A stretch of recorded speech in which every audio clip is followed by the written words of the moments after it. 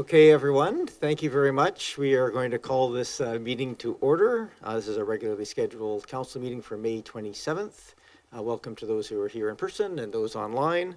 As we start the meeting, I just want to start by acknowledging that we're holding this meeting both here and virtually in the traditional territories of the Coast and Straits Salish people. Here in Oak Bay, we're in the territories of the Lekwungen people, known today as the Songhees and the Esquimalt nations. And just want to honor their history and the work that we do and recognize their connections to these lands and the adjoining waters continues to this day. Our first order of official business is approval of the agenda. Can I have a mover and a seconder? Thank you. Any discussion?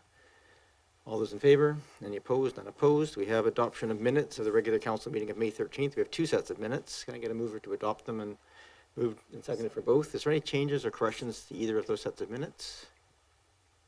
Okay. All those in favor? Any opposed? None opposed. That carries. We then have just a receipt of minutes of a number of committee minutes. So I can just get a motion to receive them all. Moved and seconded. All those in favor? Any opposed? None opposed. That carries. Well, with that, welcome everybody. And I just wanted to acknowledge Councillor Watson and Councillor Braithwaite are out of town today and unable to join us, either remotely or in person. So we're down to just 5 of 7. I do want to just welcome our new Director of Finance and Asset Management. We have Randa LaChance here, so welcome to her first day and first meeting. So nice to have you here. Yeah. We also just want to acknowledge a few activities that have taken place over the last week or so. First, want to just really thank Charlene Thornton-Joe, who's the Executive Director of the Chinese Museum. She gave us, all of council, a tour of the museum as well as the Chinese cemetery last week. It's very interesting. The history is fantastic, and it's a long partnership between the Consolidated Chinese Benevolent Association, who manages the cemetery, which is a National Historic Site, and the District of Oak Bay, who helps support them in that work. Also was able to attend the Awakening Chinatown event on Sunday afternoon, which is very interesting, and only the second time they've held that. So it was a big success. Lots of people down there, despite the kind of chillier weather. Also want to just congratulate the the Oak Bay Half Marathon, which took place on Sunday as well, which apparently went off very, very well, and the weather was cool and appropriate for running fast, so that was good. Also just want to acknowledge and thank Reconciliation Action Oak Bay, which is a grassroots organization sort of made up of multiple other organizations with the intention of furthering reconciliation within the community. We had a representation from council, but also about 30 members of representatives of the general community, leaders from around different organizations and groups, held typically an open table discussion process to help sort of move the community work of reconciliation forward. So I just want to express my thanks to them for that organization. There was also held, Councillor Smart was able to join as well at the CRD Regional Transportation Workshop last Friday. It was a day-long thing to help inform options as the Capital Regional District is considering a more regional approach to transportation and how that might be supported through a service. There was also a Monterey Volunteer Appreciation event that went on, and just for those who don't know, the Monterey Center serves a large portion of people from all around the region, people over the age of 50 for the most part, if you're going to have a membership, but that work is all done through volunteers. So there's a society there that runs many of the programs, so there's an appreciation event held last week as well that helped that work go forward. I also just want to let people know the tax notices are out. Probably not the good news, but there is also with that, we put out an annual questionnaire. So if you go to our portal, which is connect.oakbay.ca, you can provide feedback to a number of questions, and those answers help guide priorities and funding for the coming year and years. And last but not least, of course, it's Oak Bay Tea Party this weekend. So most of council will be able to attend the parade, but certainly the opening ceremonies, and it's always a great event for the community. So hopefully see everybody down there. That concludes my remarks. We move next to the public comment and question period. We have people in person here, but we may have some people online as well. We have a period of time here available if people wish to come forward and address council on items that are not on the agenda. If you're here to speak to something on the agenda, you can come forward at the time of the item on the agenda. But this is just for items of interest broadly to the District of Oak Bay that may So I see people in the audience who are wearing matching badges. So I'm assuming you're probably together. Are you here for something on the agenda? Okay, I will call you forward for that item on the agenda then. Thank you. If there's anything that anybody in the audience wishes to speak to us about that is not on the agenda, you're more than welcome to speak at this time. I don't see anybody on my online piece here. Does anybody in the audience wish to come forward and speak to us? Okay. I'm happy to move forward. We'll move on to items on the agenda then. The first item does not have public input, and I believe we have Mr. Payne here. That is, yes, I see him just unmuting. Mr. Payne is a former Chief Financial Officer, now off and still helping us with this process that was started for a grant and aid application process. Mr. Payne, would you like to provide an introduction? Yes, good evening, Mayor and Council. I'll summarize the process so far with the grant and aid process. Council may recall that there's approximately a $216,000 grant and aid budget, but much of that is utilized for annual ongoing fee-for-service agreements and other agreements outside of the discretionary grant process. So what we're discussing today is the discretionary grant allocations. Council was able to receive at the committee level presentations from applicant organizations last week, Thursday, May 23rd. Subsequent to that, Council was provided with a spreadsheet to provide individual allocations, and I've taken those individual allocations and averaged them as a basis for which Council can use to award the grants. And I say a basis because Council can choose to award a different grant amount than what the rounded average produces. There's also a few other items on the grant and aid report today for consideration, including the grant application from the Oak Bay Volunteer Services Society. That's got a dedicated budget, which is why it's a separate decision. There's also a grant and aid request from the Oak Bay Tea Party Society that also has a dedicated budget, which is why it's separate. And then also there's a recommendation that Council consider delegating the authority to staff to enter into a fee-for-service agreement with the Oak Bay United Church for consideration as well. So, Your Worship, I'll turn it over you to chair the process. However, the normal process is that if there are any councillors that wish to recuse themselves for any of the grant and aid considerations, that happens first, and then we can continue down the list of grant and aid considerations. Certainly, and at the end of the day, we're going to have to pass the entire recommendation as a whole, correct? Or do we just have motions individually on each item? Mr. Payne? Your Worship, if I recall correctly, I keep track of the awarded amounts as we go along, and then that awarded amount, list is what gets passed. Okay. So the only recusal I think we have here tonight, and just for council's clarification, the sort of preliminary feedback that went to Mr. Payne independently will form the basis of the discussion. But at the end of the day, it's actually, because it's just 5 of us here, the 5 of us have to make the final decision. So we'll take advisory from the 2 councillors that aren't here, but at the end of the day, we'll make the final choice in terms of the allocations, in case you're wondering how that's dealt with on their individual ask of those pieces. So, Councillor Smart, you had one recusal, I believe. Yeah, thank you. I do need to recuse myself for the Community Social Planning Council because I have recused myself in the past for this item. Thank you. Thank you. Why don't we go into the adjacent room and we'll just deal with this quickly and come back.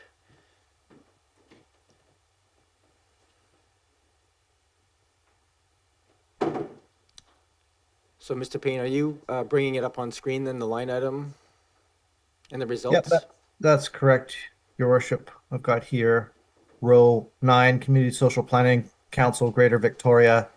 A request of $3,000, a rounded average of $2,600 comes out from the individual allocations.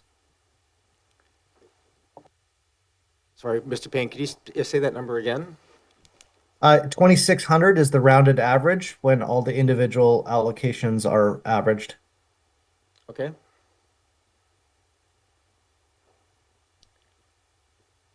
So that's a little more than last year and a little less than the ask of 3,000. Is there any discussion on that at this point? We can come back to it at a later time if we wish. Councillor Green? Are you looking for a motion? No, I think we'll take motions if there's any desire to change the average number. No, that's fine, thank you. Okay. Okay, so why don't we invite Councillor Smart back into the room?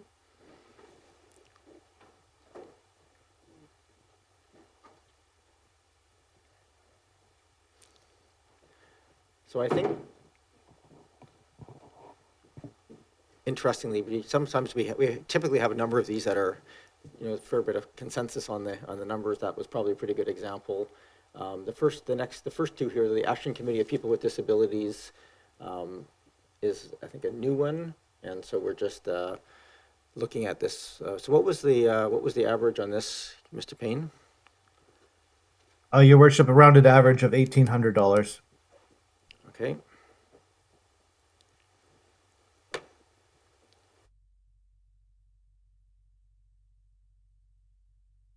I'm not sure if people have their particular notes on this available.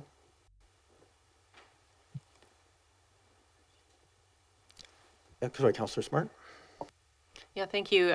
This, of course, I think was probably a challenging application for most. My recollection from last year when we did offer a $2,000 grant was that it was under the guise that it would just be for 1 year because it was for operational costs and to come back next year with a project. But despite them, applicant not coming back with a particular project, we are so passionate around this table about doing more in our community for people with disabilities that I think despite it not fitting into our policy, I think there's looks like there's a desire amongst council to award something to recognize that. Thank you. Go ahead, Councillor Patterson. Yes, thank you, Mayor. I think that the ask is fairly significant this year, but the particularly with some of the legislative changes around people in the province with disabilities and whatnot, the committee has had more of a workload than they have ever had. They also have just lost the most senior person in the organization. So it has put a lot of strain on the other members to fill in that work, get around to meetings, help out in a number of the municipalities that have asked for assistance or guidance on some of the work they're doing. I do know that they also service a lot of the people in this community with assistance, working their way through requests to the province, to medical authorities, a number of issues. And I think we would also appreciate perhaps having a voice from this committee as we work, as Oak Bay establishes its own committee for those with disabilities. And so, you know, I was certainly willing to put that up to $2,500, and if there is any other members of council that would support moving the amount up, that would certainly be a benefit to the organization. Thank you. Certainly. I might just, in the interest of getting us through, let's go through and talk to each one of them, and then if there's any motions at the end, we can maybe sort of talk through that. Since we've had a bit of discussion, I'll say personally comfortable with that number. I think I had the same reaction. In fact, I had a lower number because we did say specifically last year that we wouldn't fund them ongoing, and there's a fairly substantial amount of just operational salaries and so forth included. And we also have that accessory committee as noted, but that being said, I'm willing, if that's the will of the council, I'm comfortable with the number that's being averaged out there. Balfour Friends Foundation, sorry, anything else on that one? Mr. Payne, what's the average on the Balfour Friends Foundation?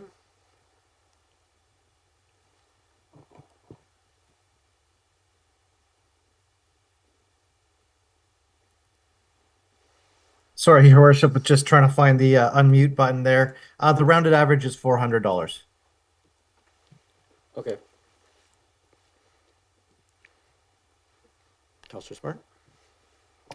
Thank you. I hadn't yet allocated any funds for this particular one. I think it's an amazing idea and project, but I wasn't sure. I wanted to understand council's communal thoughts on the fact that this would be sounds like it would be a yearly ask that we would be committing ourselves to, and definitely fully in support of the project and just question whether it's something that Oak Bay taxpayers would want us to support with this project. Thank you, Councillor Smart. I had the same feelings. I actually put this at no dollars. I thought it helps so.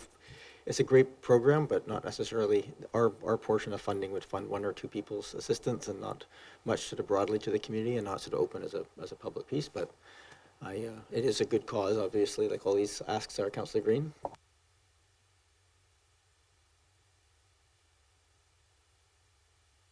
I actually awarded them $500. I think because one of the things that one of the groups that is most affected by this are people without housing, and their only companions are their animals, and veterinary costs are horrendous now. So I decided to award because I think what they're doing it's very compassionate care. Thank you. Thank you for that. Okay, I think moving on then to the Canadian Heritage Arts Society. The rounded average there, Your Worship, is $1,900. Okay. Any discussion on that, Councillor Smart?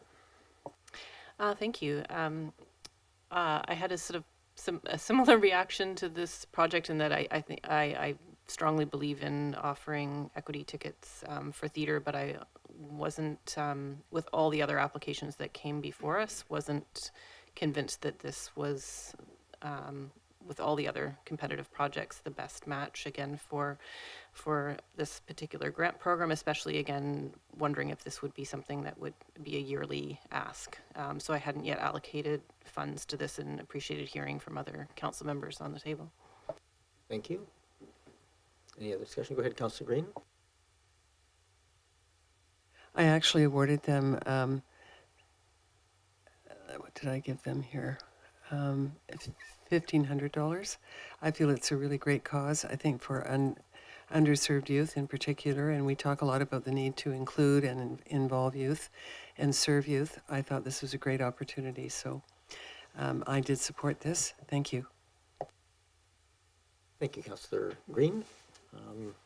Councillor Patterson. Yes, thank you, Mayor. The ask for this group was fairly significant, but I do support, in principle, the ask. I think that they do performances for the community that are greatly appreciated. Gee, the Remembrance Day concert is probably worthy of some of that amount in itself, but I know that their performances are enjoyed by members of the community of all ages as well. The center is located here in Oak Bay, so I think it is something that is greatly appreciated by all members of the community and something that we would like to see stay within the community. So I'm supportive of it, but perhaps not to the full extent of the grant that they've asked for. Thank you. Thank you. My brief comment on it was I supported the initiative. I did not feel the dollar amount that they asked for was validated. It was essentially kind of, here's a number, but knowing the number of and scale of the performances that they do each year, it seemed as if we'd be that the asked for number was very high. So I scaled it down to sort of a, probably a dozen or 2 dozen tickets per performance, kind of worked out, which is closer to $1,000 than that. So if the average is $1,900, it's comfortable for me. I'd probably still have it a little lower, but I think probably come back to the people who wish to change it. But we'll perhaps get through the balance of this before we get to those questions. Capital Bike. Rounded average being $4,100. Okay, thank you.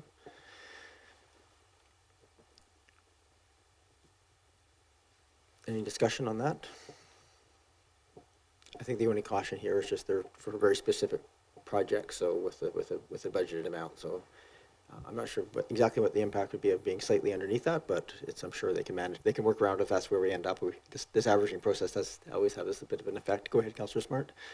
Yeah, thank you.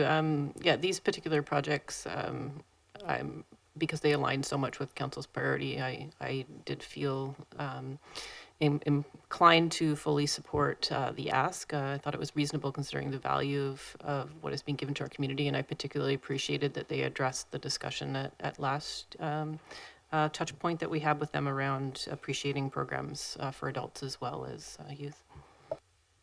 Thank you. Okay, moving on then to the Capital Region Food and Agriculture Initiative Roundtable.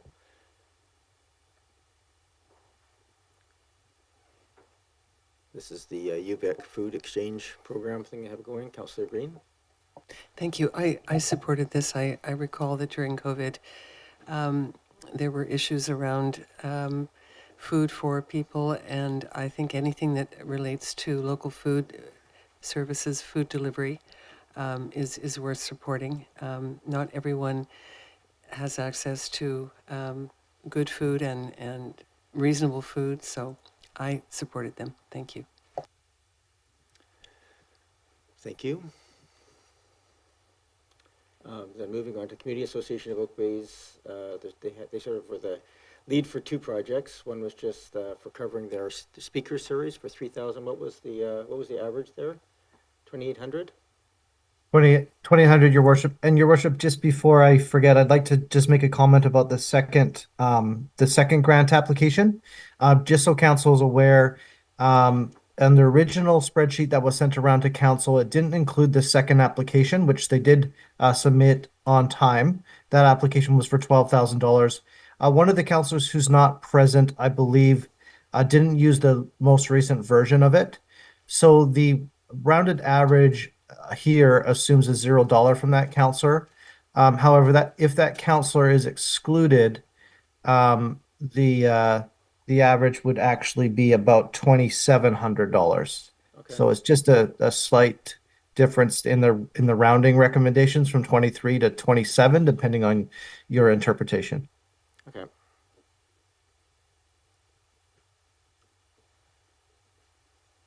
That's for the second one, though. So we can just talk to the first one first, which is the speaker series. Is there any discussion around that?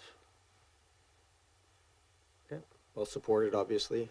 Very close to the ask. And then the second one is the ask. This is for the green map work. I'll take it. There was a presentation given on at the last meeting on the merits of and what they're looking to do with that. So is there any discussion around that? Where the ask is a total of 12,000, but the numbers were broken down within the presentation a little bit they gave. That was, I sort of had more tangible things that get quite a bit less than that. So a lot of that was sort of soft cost supports. Sitting at 23 or 27, is there any discussion? Yeah, go ahead, Councillor Smart, and then Patterson, and then Appleton. Yeah, just with regards to the green map, I did propose more significant funding. I feel very strongly about these projects that are community building, and really appreciated that the online aspect might really involve a large spectrum of our population that we don't see having time to come to the council table. So I just, especially based on the track record of how impactful the hard copy version was previously, really appreciative of this project and wanting to support it significantly. Thank you, Councillor Patterson, and then Appleton. Yes, thank you, Mayor. I think in principle, I certainly supported the green map. My concern on going to the digital one is the amount of the ask, and that it will become a recurring ask in the future, because I think this is something that's going to need, when you go to this type of a format, it's going to need a greater extent of funding, and I think it was quite clear in their remarks that they will be seeking that funding for council, and that makes it very difficult to not only establish the first year, but to support it financially on a go-forward basis. I also noted that they do get grants from the Oak Bay Heritage Foundation and some from the Community Association of Oak Bay reserve funds. So we've got also a little bit of internal circular accounting going on, where one group is asking for grant monies and then granting to another group. So I'm in principle, I support what they want to do, but I think that there would need to be demonstrated a better business plan for continuation of this in the future. Thank you. Thank you, Councillor Patterson. Go ahead, Councillor Appleton. Thank you, Your Worship. So just with respect to this, yeah, I concur that the green map in its physical form has been a real great asset for the community, and the idea of having something sort of driven organically from the community to develop, I think, is also a real strong vote in favor of this asset. And as well, it adds a component to community planning and kind of provides an asset to the community that the district itself doesn't really have the capacity to do, or at least it produces a different type of product than the supporting materials that the district itself would produce. So I think it complements district materials and provides an asset for the community. So I was willing to support this to $6,000, and I hope we can nudge this average up a little bit. Thanks.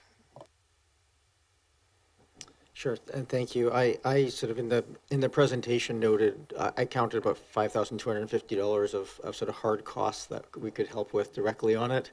I could not fit that into my average within that, so I had it at 4,000. I'd be supportive of up a little bit, but just be noting that we, from the 23 or 2,700 that we have here right now, but of course we do have to find that money from somewhere. So just a little hedge on that one. But I'm glad to see it has at least significant support. The numbers it's at now, right now, we essentially are funding fully half of the firm costs that they allocated. So I think it's still important that we provide what we can within this process. Don't see any other discussion, so let's move on to the Living Edge community. Rounded average of $800, Your Worship. We did that when, sorry, the community, just for the record, community social planning was just for recusal, yep. And we're, any discussion on this one? Yeah, go ahead, Councillor Braithwaite, or Councillor Green. Thank you.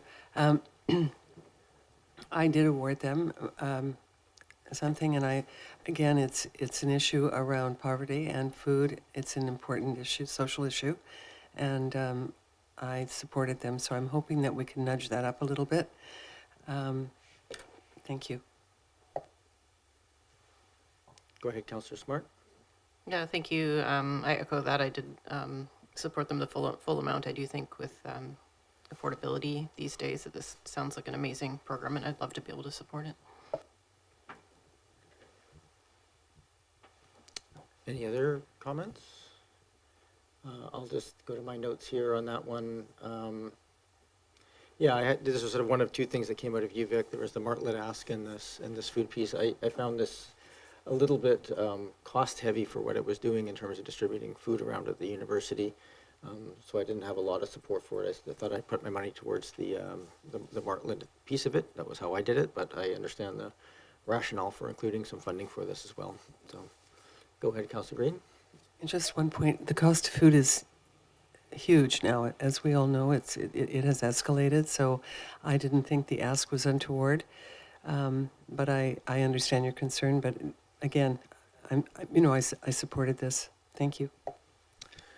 Thank you very much. Moving on then to the, sorry, I'm going back and forth between different screens here.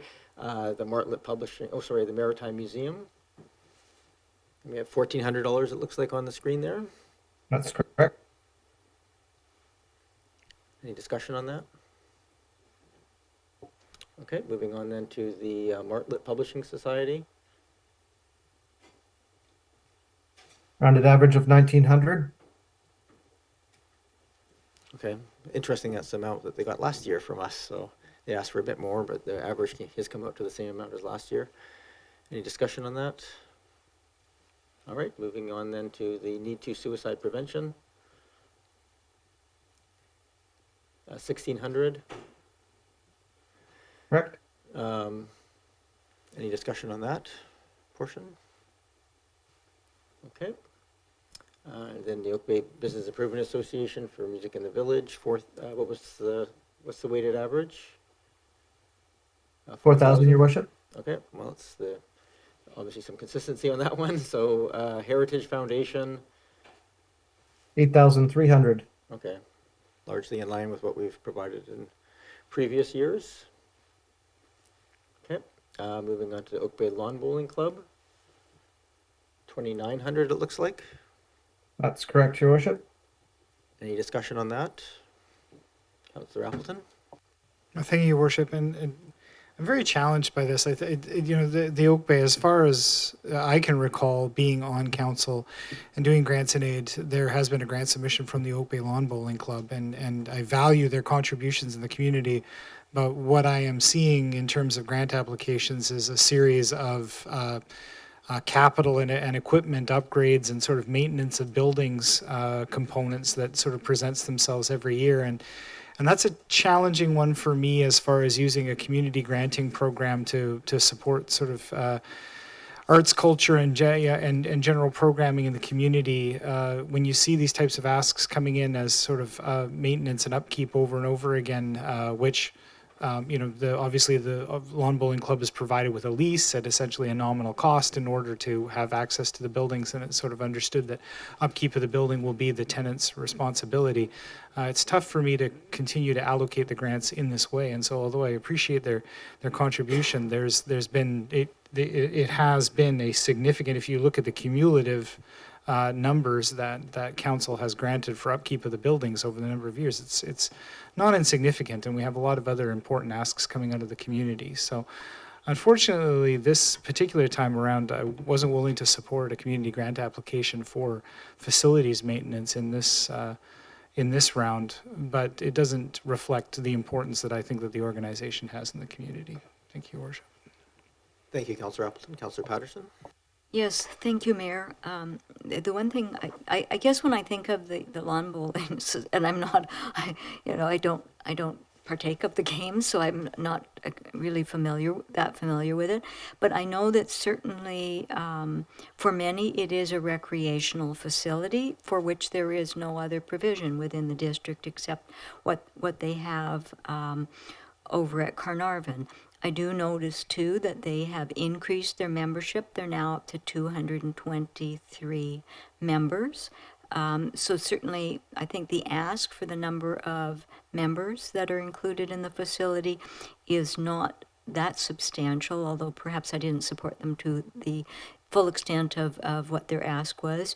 I do also note that they have many members of the lawn bowling club that are willing to roll up their sleeves and have often the knowledge and expertise, certification to do things like electrical upgrades and some of the work here, and some of it they will take on themselves.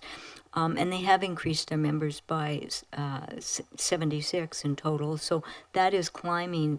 And during COVID, the lawn bowling was a one activity where families could get outdoors, and so they had quite a surge during that. So I think it does serve an important interest in the community, and even with tournaments, because some of their members are more qualified apparently at officiating lawn bowling. So we serve the community with that too. So I am supportive of it, just perhaps not quite to that same the full extent of the ask. Okay, thank you. I'll just state for the record, because I've supported the grants in the past years.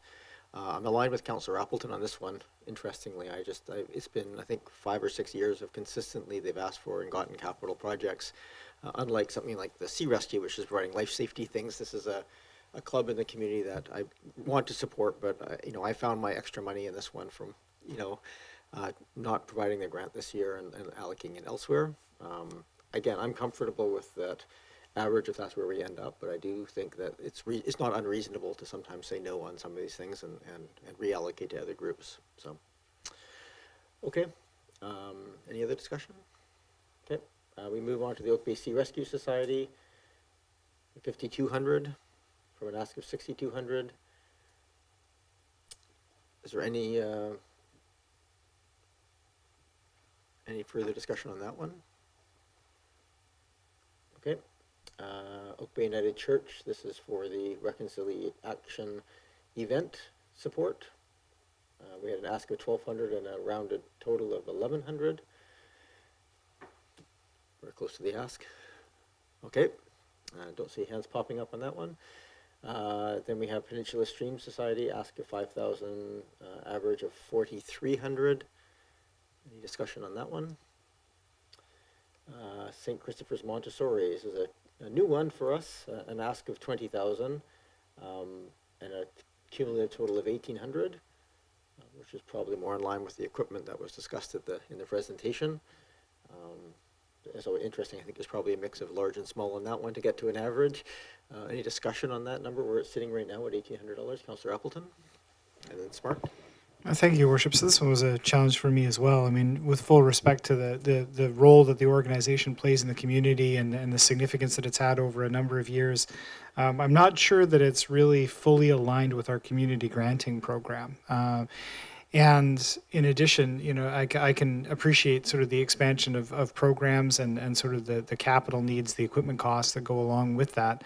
As was discussed, you know, in questions to the applicant, it doesn't actually represents an expansion potentially of time availability for care, but not actually of attendance. So the attendance at the school is fairly modest, and it doesn't act, and the grant would not actually contribute to sort of an expansion of attendee spaces either, which I think would kind of be significant in this regard. So I didn't allocate any funds to to this grant ask, and I wasn't super comfortable with that idea either, because I do understand, you know, the significance of the organization in the community, but I just don't think that in this particular case the program that they're asking for is a good fit with the community grant program, given the other organizations that we're trying to support. Thank you, Your Worship. Thank you, Councillor Patterson. Oh, sorry, Smart and then Patterson. Yeah, thank you. I echo those comments. I didn't feel comfortable about this particular application aligning with our grant program, and I worry about the precedent setting of it in the community. And none of this is what a tremendous value they bring to the community, but is this grant, is every childcare program going to come and ask for extra supply money? There are so many people in need in this category. And when I looked at their revenue and expense sheet, it looked like their membership fees would actually cover the supplies. And we did hear in the program, like, obviously it would be nice to have some funds for an upstart, but you know, I think I see on Oak Bay Local every month the teacher calling out asking for donations on this. So it's to award it to one specific group where there's no new childcare spots being guaranteed. I was not comfortable with it. Thank you, Councillor Patterson. Yes, Mayor, and I think I have to echo the comments of the previous two councillors. I did award something, not nearly, only much lesser amount than what was asked for, in that there is a great need in the community, and I was hopeful that with a one-time help in starting up, it would be an indication of some support for the community. But I share the concerns that my colleagues on the council table have, that this is not really in the realm of what we would normally be granting, and I am concerned that it might set precedents for other childcare facilities having expectations of us. That being said, they are using Oak Bay facilities. So some of the money comes back to us somewhat indirectly, and there is just such a great need that I thought that for this one time I would contribute some support, but in a much lesser amount. Councillor Green? Thank you. I allocated a fraction of what they were asking. Having said that, I agree with the comments of my colleagues. Thank you. So I'll flag that as one that we can maybe come back to if there's a resolution to change the amount that's currently there, which is $1,800. We can have that discussion. Then we move on to the next item, which is the Newcomb Singers Association. There was a correspondence that arrived in today to explain some of the use of those funds, but it currently sits at $200. Any discussion on that, Councillor Smart? Yeah, thank you. I hadn't allocated any money for this one, understanding that it was for a project that had already happened and also that we had already funded through our Arts Commission funding. But understanding that we have new information now that there is an additional concert planned, I am open to providing more funding for this particular project as long as they're not also intending on applying for our granting program through the CRD for that other project. It's currently sitting at $200 is where that average is right now, so we can come back to that if people wish to raise it up, but we will have to, again, take away from elsewhere. Mr. Payne, I think that brings us almost to the end here. We have Vancouver Island South Film and Media Commission. That has been a pretty consistent $10,000, but I see our average this year is $7,600. Any discussion on that? We'll go ahead, Councillor Appleton. Thank you, Your Worship. So I would just, as in similar years, I agreed with the full ask and allocated the full 10,000 for this ask. I think that the impact to the community is substantive. I mean, I think that filming activity in Oak Bay is pretty extensive and is, I think, clearly an economic driver for the local community. So I think it's a significant ask in the context of the larger budget for the community grants, but in terms of its impact to the community and sort of a bunch of ancillary impacts, I think it doesn't get funded any other way. We don't really actually contribute to this particular driver in any other format. So I'm supportive of the full ask. Thank you, Your Worship. Councillor Patterson? Thank you, Mayor. And while supportive of this, I wasn't supportive of the full ask. I think that if we review how their revenues have grown over the years, they, at least in my opinion, are at a point where they should be more self-sustaining and not necessarily asking for these grants. I appreciate they brings economic benefit to the community, but that is also because the community is a good filming spot. If it wasn't a good spot to film, then they wouldn't be coming here. And so, but I just think that certainly when it was a startup and they were growing this business in the region, they needed assistance, and most of the communities, including Oak Bay, came forward. But now that their revenues are substantially higher, I think that it's kind of time that they operated more on their own budget and less dependent upon the grants. So I reduced the amount from the 10,000 that we have been normally giving them. Councillor Smart, and then Councillor Green. Yeah, thank you. I'm in support of fully funding this item because it brings great revenue and other benefits to the community. Particularly, I appreciate how they have rallied around interacting with youth in the community, as well as their particular role that they are looking at jobs in the community and keeping the local talent of our youth in Greater Victoria. So I appreciate that they seem to really be developing with the times and having broader goals that really bring a lot of impact. Councillor Green. Thank you. Yes, I funded them for the full amount because I think they contribute significantly to our local economy and to tourism. And I have a particular interest in tourism because I'm a liaison to the Tourism Committee. So thank you. Thank you. One last one here, and that is the Victoria Sexual Assault Center. This one is, sorry, I'm just looking at here, 5,000 asked, $4,600 total. In here, is any discussion on that one? Okay. So just going through this, if we want to balance out, I heard, I think, a majority of people at this table interested in changing the ask for St. Christopher's and the ask for the Film Commission. I'm not sure if I heard a majority of others that saw there would be enough value in shifting others, but I'll take people's will on those if you see fit.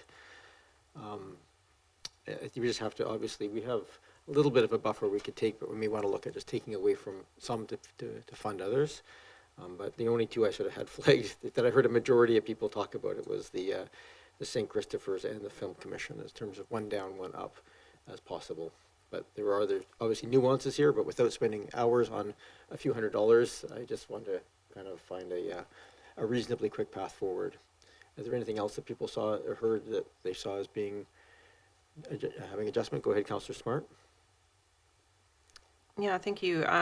There were 3 that were close to the full ask, but not quite there, that I would just love to see fully funded. And they are the Community Association of Oak Bay, the United Church, and Capital Bike.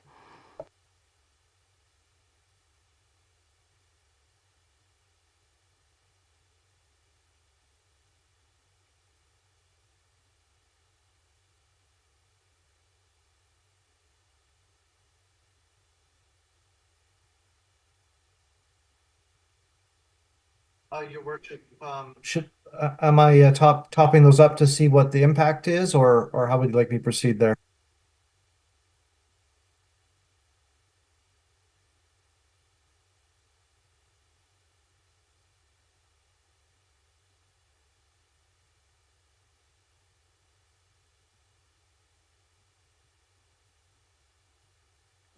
Your worship, if you could turn your mic on, please. My apologies, sorry. This is a nice system because it doesn't give feedback, but it's a negative system because it doesn't give feedback, sometimes you don't notice. Thank you. Yeah, so is there the other 2, like I said, I flagged was the Film Commission and St. Christopher's. Is there anything else that people see adjustments that could be made? Councillor Green? I'm sorry, I can't quite see, but what is the rounded average for the Victoria Sexual Assault Center, please? Oh, it was $4,600 on an ask of 5,000, and I believe we paid 4,500 last year. I gave them the full amount, and very quickly, I recall that our local police department reported on call-out statistics for Oak Bay, which were quite astounding, and 84% were related to domestic violence. So I'm really supportive of this group. They do amazing work with very little, and it's a huge social benefit. It's also a huge benefit to the victims, and so I'm hugely supportive. I think they provide a critical social service. Thank you. Thank you, Councillor Green. Councillor Patterson? Yes, thank you, Mayor. I also was supportive of giving them the full amount that they were asked for. Now, Victoria Sexual Assault Center has had greater sustainability funding from the province, but after that funding came through, their caseload increased. And it's increased exponentially, in fact, and they're getting younger clients than ever before, which is why, of course, they opened the specialty youth room for dealing with these. So they do very important work in the community, both within Oak Bay and within the region. And although I would like to see this ultimately fully funded provincially, because I really think it's a health concern, at this point in time, they still are struggling to keep those emergency lines open.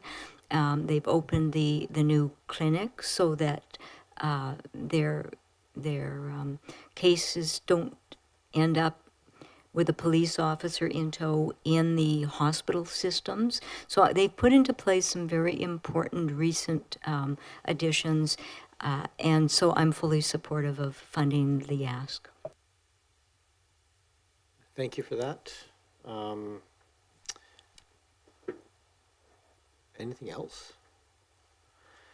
So right now, if I'm looking at this,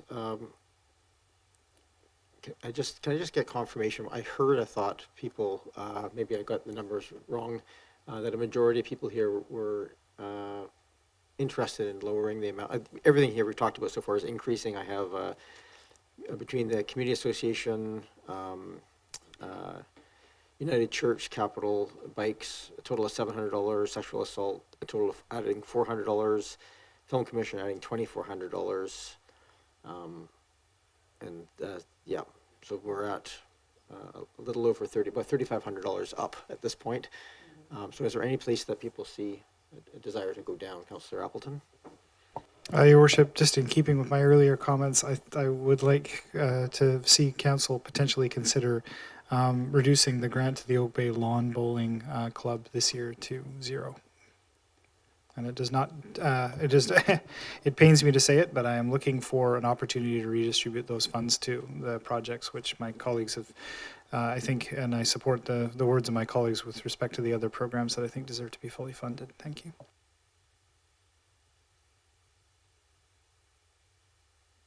I have Oak Bay Lawn Bowling at $2,900 right now, I believe, Mr. Payne, is that correct? That's correct, Your Worship. Okay. And Councillor Patterson? Yes, Mayor. I think that if we're pressed to work on reducing some of the costs so that we align more with the goals and objectives of council's priorities, then I would consider declining the St. Christopher Montessori School ask, because I found that it deviated the most, I think, from the priorities that council has set and from the policies regarding our grants and aid. Okay. I'm going to do this by motion if council wills it, just so I'm clear. So we have the listing of that's in the spreadsheet right now, and I have right now a total of 7 potential changes, which essentially balance out. It actually, just for the record, we're at $3,500 for the adding, and actually $4,700 for the pieces if we take out the lawn bowling and St. Christopher. So we're actually net positive if that's the will. So if there is I might just do this by probably simplest to move the entire stack. Mr. Payne, would you agree with that process, that we move the spreadsheet and I'll take motions to make amendments as we go through? Your Worship, that would work well. I would just ask that you confirm the numbers I put in for the yellow highlighted cells to make sure those are the ones that have been adjusted according to suggestion. I don't know if that's what you wanted to use as a basis for your motion, or the rounded average as a basis for your motion. No, I think we're going to use the rounded average, then we'll go and make the changes one by one. That works well, and then I'll change those as we go along. Okay. So basically what we're moving is the original numbers that came into this meeting with, which is the averages, and then I'll go through and take as a suggestions that we made around this table, and I'll take them as motions. So that rounded average obviously works out to the total amount of 68,900. And then we can make changes, Mr. Payne, in the yellow highlighted pieces as we go through to get a new total there. Correct. Yes, Your Worship. Great. So can I have the motion just to move the entirety of the amount as with the weighted average, moved and seconded? Okay. Then I'm going to just take a motion to amend to change the request from the Community Association of Oak Bay to add the $200 to bring it up to its ask from $2,800 to $3,000. Moved and seconded. And is there any discussion on that? Not seeing any. All those in favor? Any opposed? None opposed. Then I have a motion to change the United Church. This is for the reconciliation event from $1,100 to $1,200. So moved. Is there a seconder? Moved and seconded. Any discussion on that? For $100, I thought we should spend too much time. All those in favor? Any opposed? Not opposed. And last was the capital bike, which is a shift from the $4,100 that was in the weighted average to their original ask, which is $4,500. So adding 400. Moved. Seconded. Any discussion on that? We can debate these. I don't want to feel people are pressured into improving them, but okay. All those in favor? Any opposed? Councillor Patterson opposed. That carries.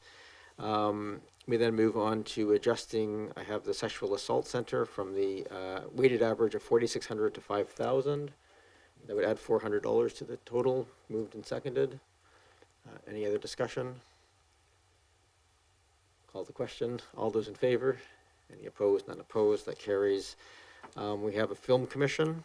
This is actually, that's a big one, but we'll go there because I'm getting into going down after this. Increasing from $7,600 to the full amount of $10,000 as $2,400. Moved and seconded. Any other discussion on that? Not seeing any. All those in favor? Any opposed? Not opposed. That carries. Oh, sorry, Councillor Patterson. My apologies. And then I have two right now, and there could be others if there's other motions. If I'm just making sure, I'm trying to get this, trying to manage this piece. So there was we have two items, and I'm not going to say what they should be. But Mr. Payne, just so I'm clear in terms of, we've added here, we are currently at 72,400 with a $7,000 unallocated included in that. We're $2,800 over. So we have a choice here. Yeah. So just so we know, we are currently $2,800 over. There is of the two asks that have been mentioned, the lawn bowling was $2,900. The St. Christopher's ask was $1,800. So just laying it out there, we do not have to say no to all of them if we want to keep back to the original amount, but we also don't have to gift all of that. So I'll take the lawn bowling first. Is there a motion to speak to for changing the lawn bowling? Councillor Appleton? Your worship, I would move that the amount allocated to the lawn bowling club be reduced to 0. All right. Is there a seconder? Moved and seconded. This is probably one worth discussing. Councillor Appleton, go ahead.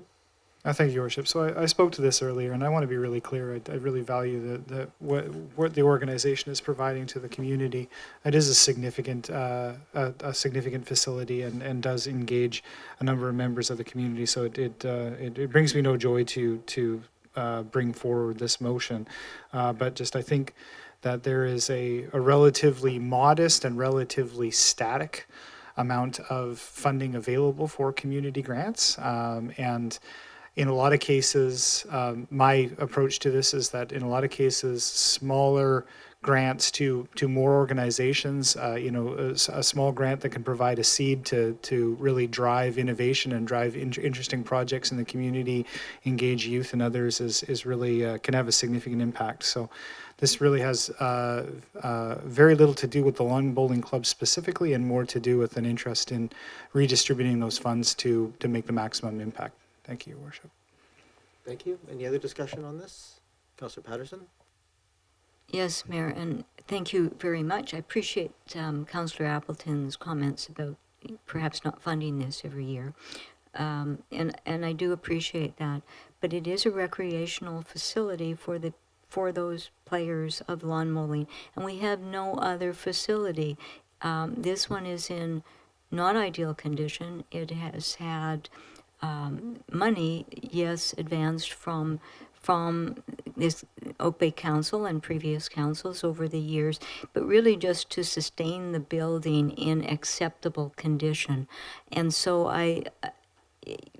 the condition of the building, though, speaks to the community as a whole, and I would hate to see it decline to the point that the facility closes in its entirety and this is no longer a recreational facility available to the community. So I think that given the work that they need to do in the facility, it's not an unreasonable ask. So I would hate to give nothing this time and ask it of the membership, because I think what we're really saying then is that lawn bowling is no longer a recreational activity that we want to support in the community. Thank you. Councillor Green? Thank you. And while I appreciate the comments of Councillor Appleton in particular, my concern is that I agree this is a recreational facility.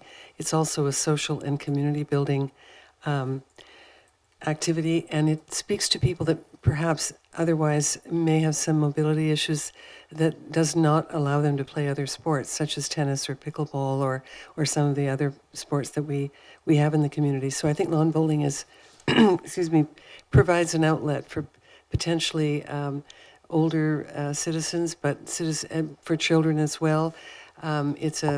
It's a great activity. It brings people together, brings families together. So I cannot support not giving it anything. Thank you. Thank you. I'll just speak briefly to this one. I'm going to speak in support of the motion. Again, I want to highlight here, the decision here does not mean that lawn bowling will or will not exist. It will continue. We've given grants every year for everything from lighting to indoor bowling mats to point of sale equipment to the dining area. Those are the ones I can remember just in the last few years. This is an upgrade for washrooms. It's not changing the world one way or the other on this one, I think. I think in the scheme of things, given the other pieces here, I'll also say I'm supporting it on that side of it, that I do think, well, the St. Christopher's ask is a little outside of the core part of what we do. I think if we allow this one to lay for another year and come back next year and ask for money, it does allow for some funding for some of those things. And I do think, well, a small number, I think a total of, over the next couple of years, I think they spoke to another 32 half-time spots, essentially. That's not nothing in the community for childcare. And if we can help just provide a little bit of granting for capital to help get that going, I'm much more supportive of that as a one-time cost than I am for another year of lawn bowling. And I would certainly encourage the lawn bowling organization to reapply next year. I don't think that's an ask. So I'm supportive of this because I think it frees up the money for the other pieces. So with that, I'll call the question. All those in favor? And those opposed? I have Councillor Green and Patterson opposed. That carries. We are now above the line. But if we wish to, if there's a philosophical, and I did hear some philosophical concerns with the St. Christopher's, and I get that. If people wish to change that number, we can certainly take a motion to do so. Councillor Appleton? Thank you, Your Worship. So I would make a motion to reduce the St. Christopher's Montessori ask to 0 as well. Is there a seconder? Is there a seconder? You can go ahead, Councillor Appleton.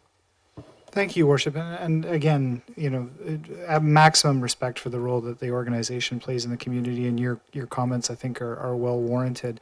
I think my fundamental issue here is that it's not actually about the amount of the ask. I think that we obviously have enough budget overall to fund the ask, so certainly not intending to be difficult on this number. It's just that I personally am of the mind that the community grant is not the appropriate avenue to fund this specific item, I appreciate earlier comments with respect to, I'm not sure how we define the line between what we would fund and what we wouldn't fund in these types of circumstances. So other organizations may come forward looking for capital, equipment purchase funding and things of this nature, and I'm not sure how we would do that if we were fielding requests from a number of different private entities, private daycares, these sorts of things. It becomes difficult. They're all potentially worthy of consideration and worthy of support, but is it in alignment with what we expect to use the community granting program for is my main concern. Thank you, Worship. Thank you. Any other discussion? Don't see any. I'll just say briefly, I don't support the motion. I think it's a totally valid argument in some ways, but I do think that it's the policy is a little vague for a reason, and I think if anybody wants to start up a new daycare space and want a little bit of help to do that, I can't help but feeling like I have to support that. And it is in this case, a nonprofit society that's asking, not a private or anything else body that's doing that. So I do in this case support at least giving them a small amount of money to help out. Councillor Smart. Yeah, thank you. I just wanted to speak in support of the motion. If I did hear from the from the applicant that they were providing new childcare spaces, then it would be a different story for me. But understanding that this is really an expansion of hours of what they already have, and that in their revenue and expense sheet, it appeared that their fees would cover their expenses, I'm not supporting this. Thank you. So the motion right now, if approved, would remove this. All clear. So all those in favor and those opposed? That's myself and Councillor Green opposed. That carries. Nominally, that concludes our grant application process, but if there's anything else that people wish to see amended, go ahead, Councillor Smart. Yeah, I'd like to put a motion out to increase the funding for the Green Map project to $4,500.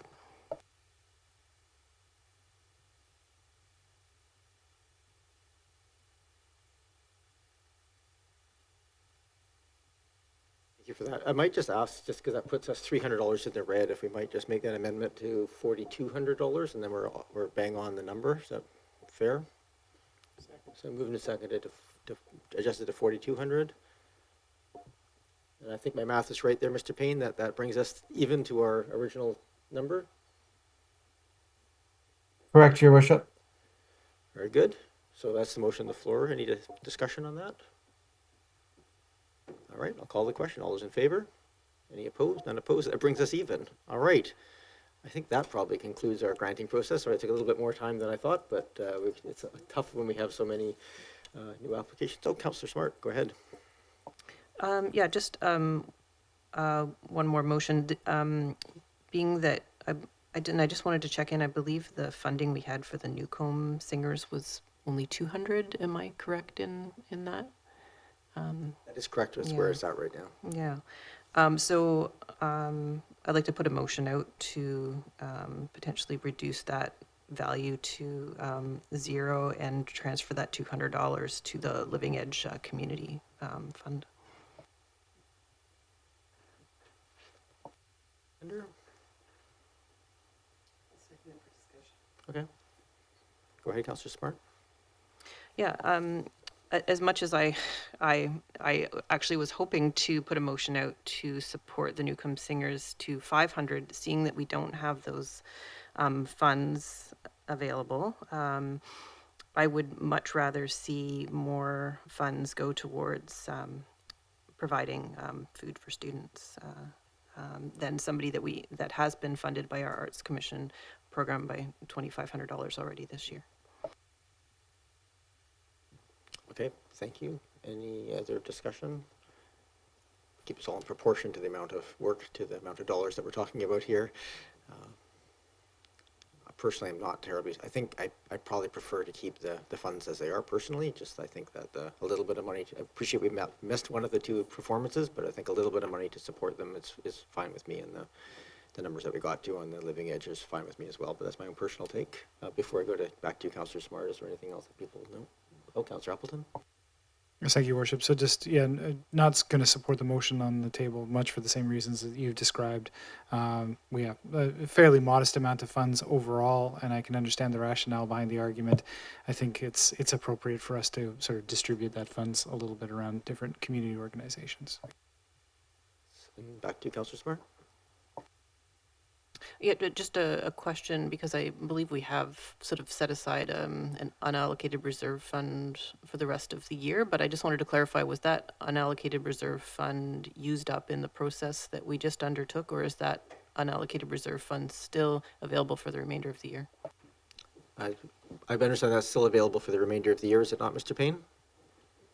That's correct, Your Worship. Thank you. Okay. I don't see any other hands, so I'm going to call the question. The motion right now is to reallocate the $200 from the Balfour Dancers to the Living Edge. All those in favor? Those opposed? I have Councillor Patterson, Green, Appleton, and myself opposed. That fails. Any other motions? Sorry, I didn't mean to rush people. Is there anything else that people wish to raise up at this point? Councillor Smart? I just put forward a motion. Could we then raise the amount to the Newcomb Singers to $500 using some of our unallocated reserves to make that actual contribution more meaningful? I think there's a question. The answer is yes. Yes, we can. I put a motion out as such. Moved and seconded. Okay. I think their motion's fairly clear. Any discussion? All those in favor? Any opposed? None opposed. That carries. Good resolution there. Okay, I think we've now concluded. I'm just making sure before I call the question. All right, so the motion right now on the floor is essentially with those adjustments. We're back to the original overall number, but with a reallocation of funds. I'm going to call the question on the overall motion. All those in favor? Any opposed? None opposed. That carries. And then I need just a few other sort of procedural motions here, if it's okay. First is just to move receipt of the report. Moved and seconded. All those in favor? Any opposed? None opposed. Grant to the Oak Bay Volunteer Services Society in the amount of $39,600. Moved and seconded. Any discussion on that? All those in favor? Any opposed? None opposed. I'm going to do the Oak Bay Tea Party Society for the amount of $7,000. Moved and seconded. Discussion. All those in favor? Any opposed? None opposed. And that Director of Finance and Asset Manager, et cetera, be authorized to enter a fee-for-service agreement with the Oak Bay United Church for parking Moved and seconded. Yeah, Councillor Smart. Thank you. I was really appreciative to get more information on this particular item. Through you, Mayor, to staff, I'm just wondering, because I had no idea that this extra parking existed for our residents, if it was council's will to actually provide signage and communication around the use of this parking lot so that our residents could more fully take advantage of this extra parking that I don't believe that most people know is available. What would be the best motion around that piece, and would you like it later as a motion arising or as part of this piece? Sure. For clarification, I'm not sure who's here to answer questions on the rules around that the United Church parking. My understanding was it was for staff parking, not for public parking, but I may be corrected on that one. But just for my clarification, Mr. Payne, Mr. Rennick, I'm not sure who the. Your worship, it would be for public parking. Okay. Okay. So is it currently in public parking, or is this something that you're to be authorized to enter into a service for that? Your worship, informally, the district has provided a grant previously up to 2019 in exchange for the use of that for public parking. There has been no formal agreement, which is what this motion seeks to clarify. Okay. So just to Councillor Smart's question then, assuming then a formal agreement would probably follow on a bit more formal signage and so forth as well. Is that the idea?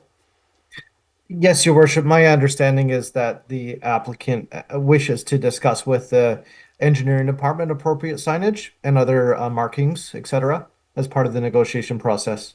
Okay. So I don't think there's a motion required here for that, Councillor Smart, but I'll leave it to your discretion. No, that's great to hear. Yeah, we just, if we're going to be providing this significant sum of money every year, I guess I would just want to ensure that the community was aware of this, not only with signage on the property, but perhaps with signage on our property indicating that there was overflow parking, and perhaps part of our communications too around Oak Bay night markets and when the avenues close down, so that the community can really take advantage of this asset. Great. Thank you. So the motion is on the floor right now, Councillor Green. Am I allowed to ask a question that puts all of those things together? Go ahead. The last three. Just wondering, is it possible, or have we contemplated at some point making these line items as opposed to grant in aid individual requests each year? So it's just a general question. It doesn't have to be answered tonight, but I'm hoping it's something we could talk about and consider. Thank you. Sure, and you're talking about the Oak Bay Volunteers, etc. Yeah.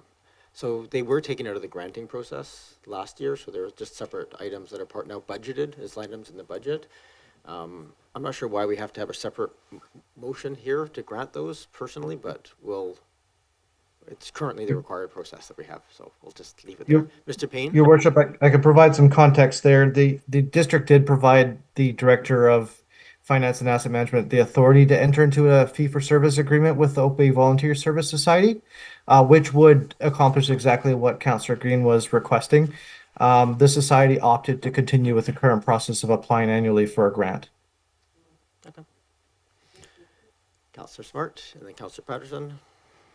Yeah, through you, Mayor, to staff, I appreciate the not having to fully review each year some of these asks that the organizations would benefit more highly on having some sort of more guaranteed funding, but I would appreciate a touch point in which to review these applications potentially every 3 to 5 years, just to ensure they're still aligning with council's priorities. And so my question through you, Mayor, to staff is what kind of council direction would be required in order to have a touch point for some of these annual allocations, and potentially to look at some of the ones that we do see each year, and potentially even adding to the list of annual allocations, knowing though that we would have another touch point to council?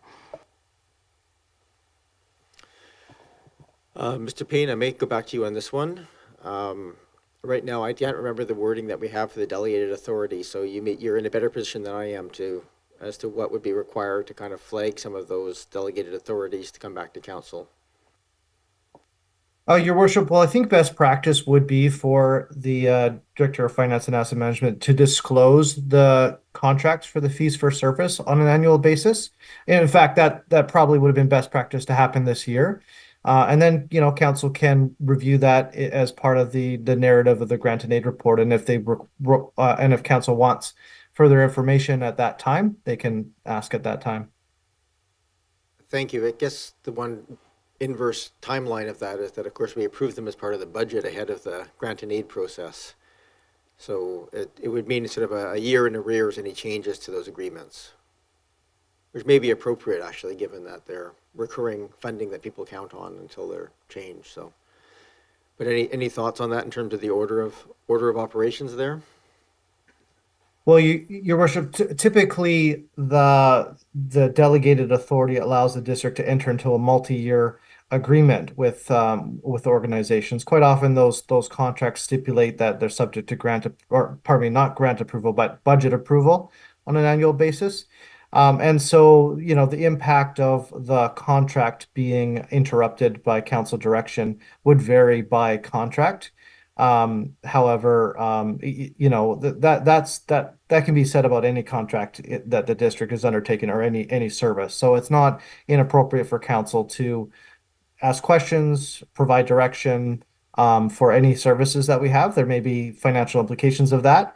But yeah, the fee for service agreement contracts are typically provide multi-year funding certainty to the service provider, because that really transfers them from a grantor organization, an organization that receives an unrestricted grant, to an organization that is providing a service to the district. That's really the distinguishing difference.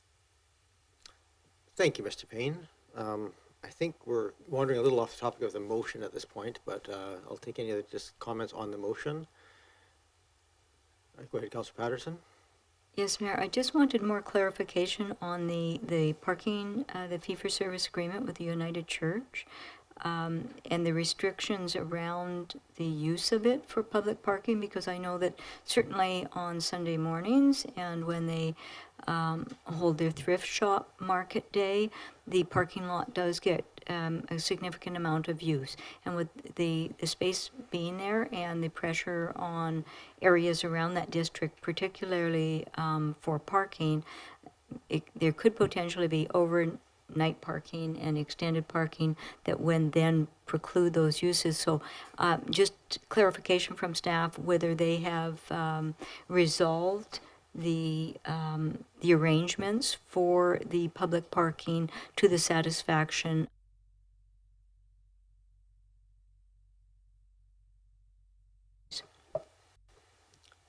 Mr. Payne, I think are those details still to come, or are those, do you have answers at this time?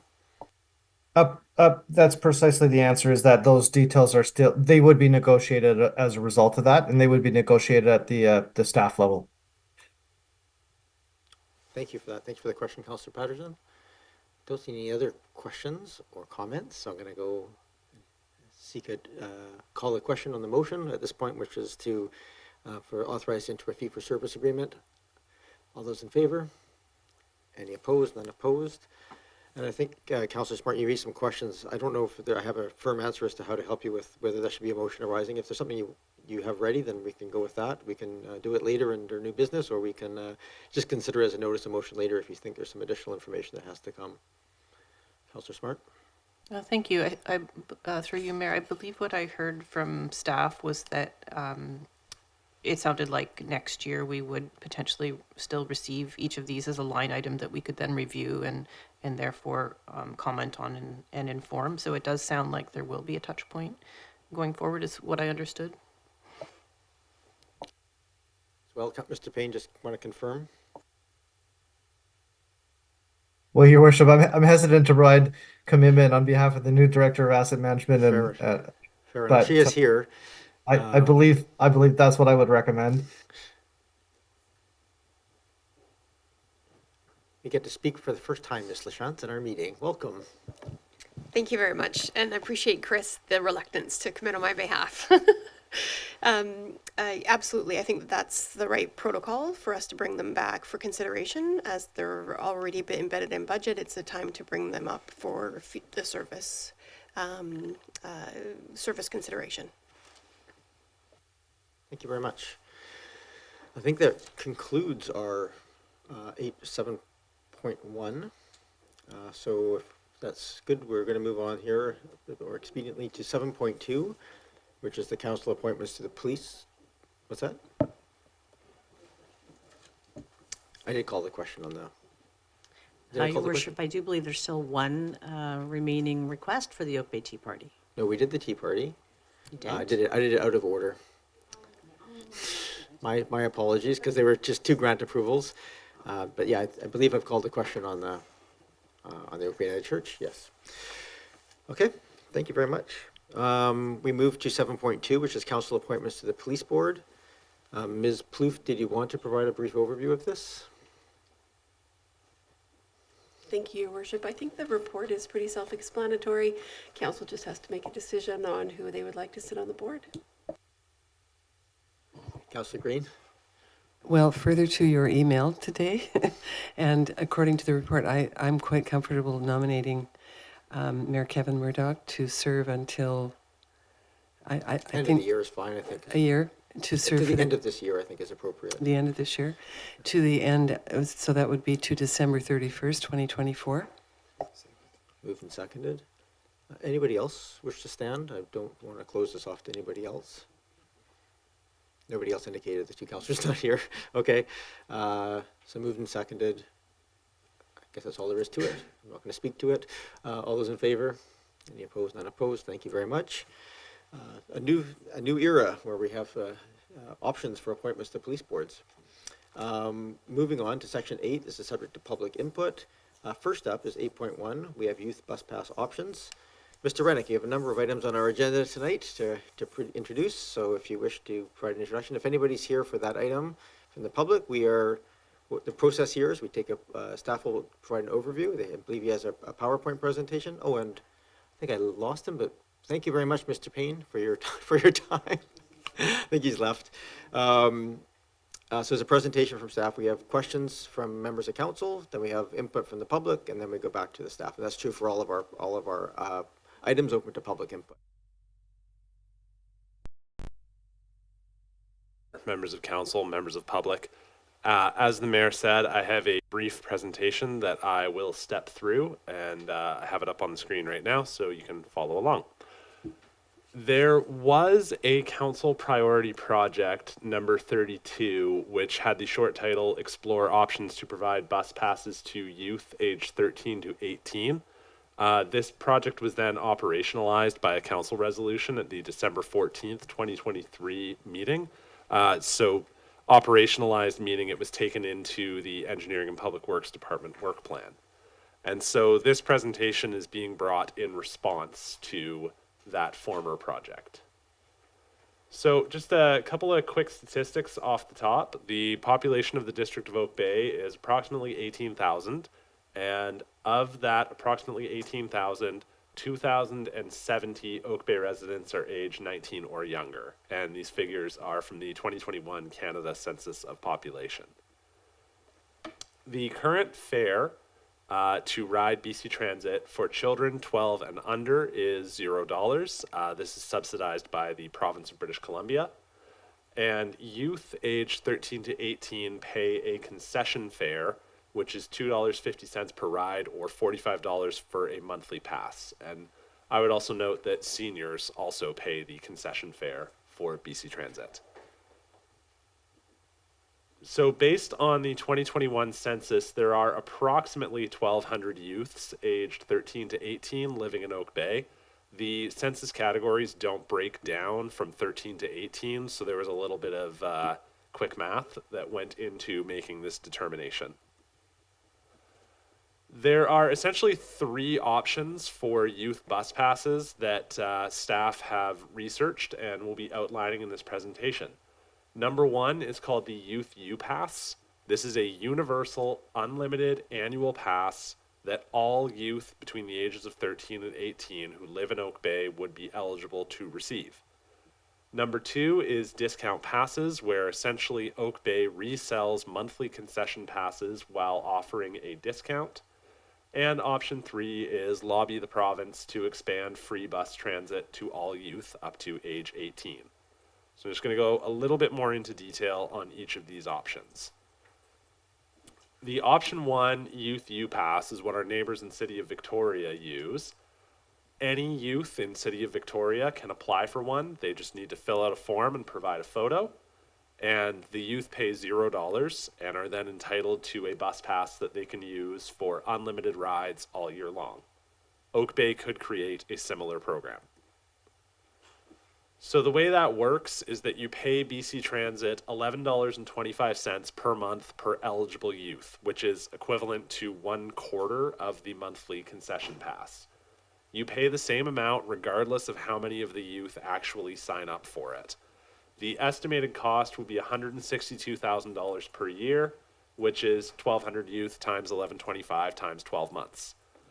We've also outlined that there would be some additional costs in terms of staff time, printing the passes, and so those ongoing costs we estimated to add approximately an additional $25,000 per year.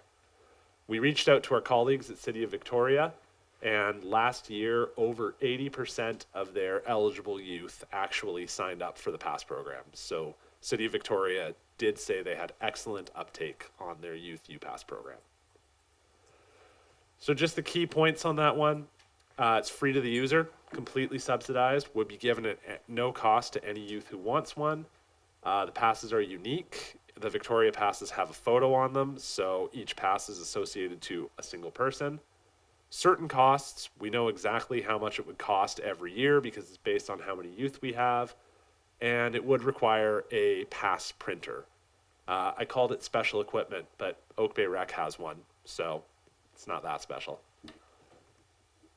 Option 2 is the discount passes. BC Transit indicated in a meeting with staff that they are willing to partner with Oak Bay on selling discounted monthly passes.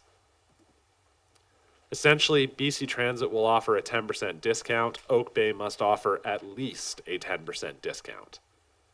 There would be some staff time associated with selling the cost and verifying proof of residency, and initial upfront costs setting up our point of sale system.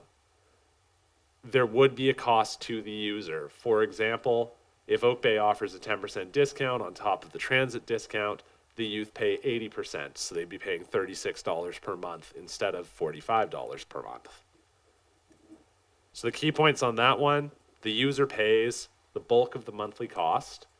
The monthly passes are not unique and could theoretically be resold. The pass costs are uncertain and would depend on the level of uptake, and the passes do not require special equipment. The only equipment needed would be a cash register.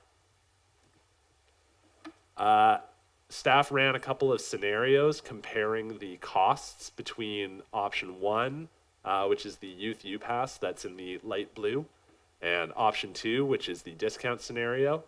So it's very sensitive to the uptake and the amount of discount offered.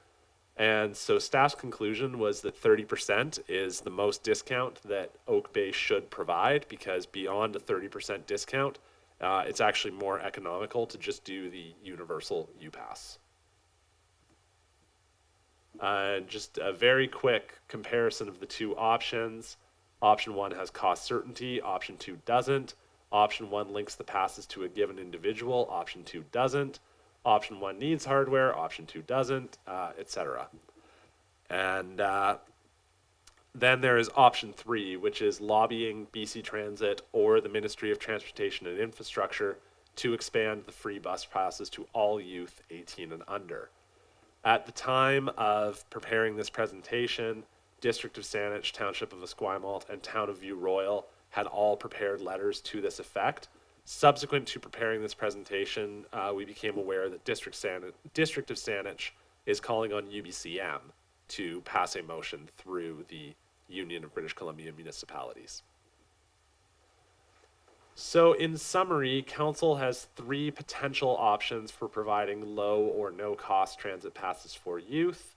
And should Council wish to pursue option 1 or option 2 further, Staff will need to identify a funding source, and should council wish to lobby, staff can prepare a letter for the mayor's signature. And I am happy to take your questions at this time.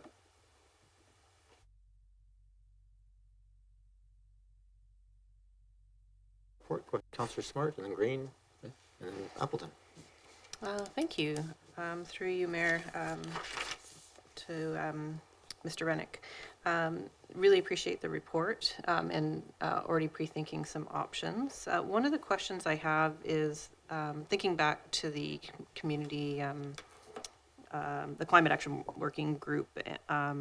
They had looked at recommending a pilot program that would be, I can't remember if it was 4 or 6 months, understanding that the cost to fund this for a whole year might be quite expensive. And I wondered if in the conversations and the different options that were looked at, if staff thought about doing a shorter 4 or 6 month pilot project just to really gain momentum of using transit, or if it was thought about that really to be successful, this should be either a 1 year or what I'm gathering is maybe a continuous thing, like an assumption that this wouldn't just be for a year, but potentially until the province took uptake.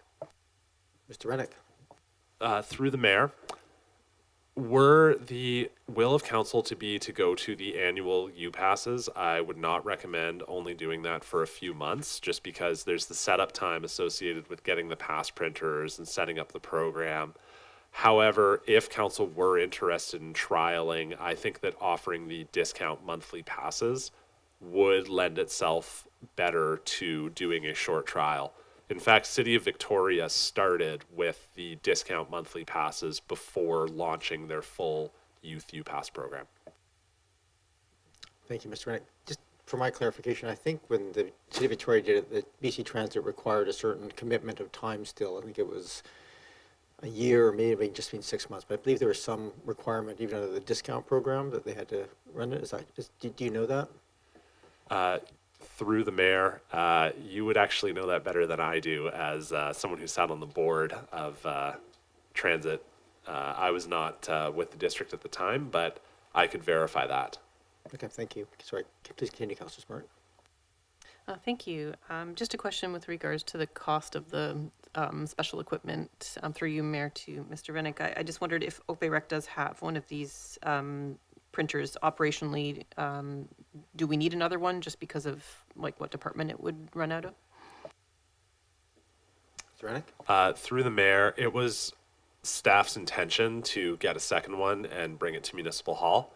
The upfront cost for the pass printer is $2,500, which is a fairly small portion of the overall program cost. Anything else, Councillor Smart? Thank you. Just one last question. As yet another option, I just wondered if, through you, Mayor, to staff, if you could speak potentially to the feasibility of providing free bus passes to just the lower income residents that qualify for the LIFE program through Oak Bay Rec, and if that's something that staff would feel comfortable looking into as another option down the line should council not go ahead with the full program. Mr. Rennick? Through the mayor, I don't have the information on the LIFE program handy at this time, but we could take that away and look into it. Thank you. I have Councillor Green, then Appleton. Thank you. Through you, Mayor, to Mr. Rennick. Thanks so much for the report and the various options. And you made a comment about Victoria's program. Was it option 2 where they had issues with the resale of passes among youth, or and how was that enforced? That was my question. Thank you. Mr. Rennick? Through the mayor, we did see in our research for this a Salish News article talking about the discounted passes showing up on Facebook Marketplace. However, we did not have an actual statistic for what percentage or the scale of that problem.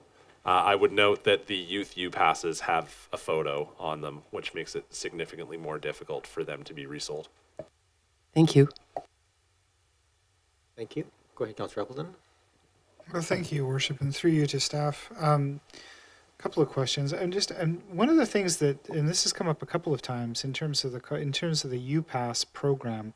This has come up a couple of times, and it's mentioned here in the staff materials as well, that the district needs to essentially pay for, as if I get this right, essentially needs to pay upfront for all the potential passes that could be used in the municipality.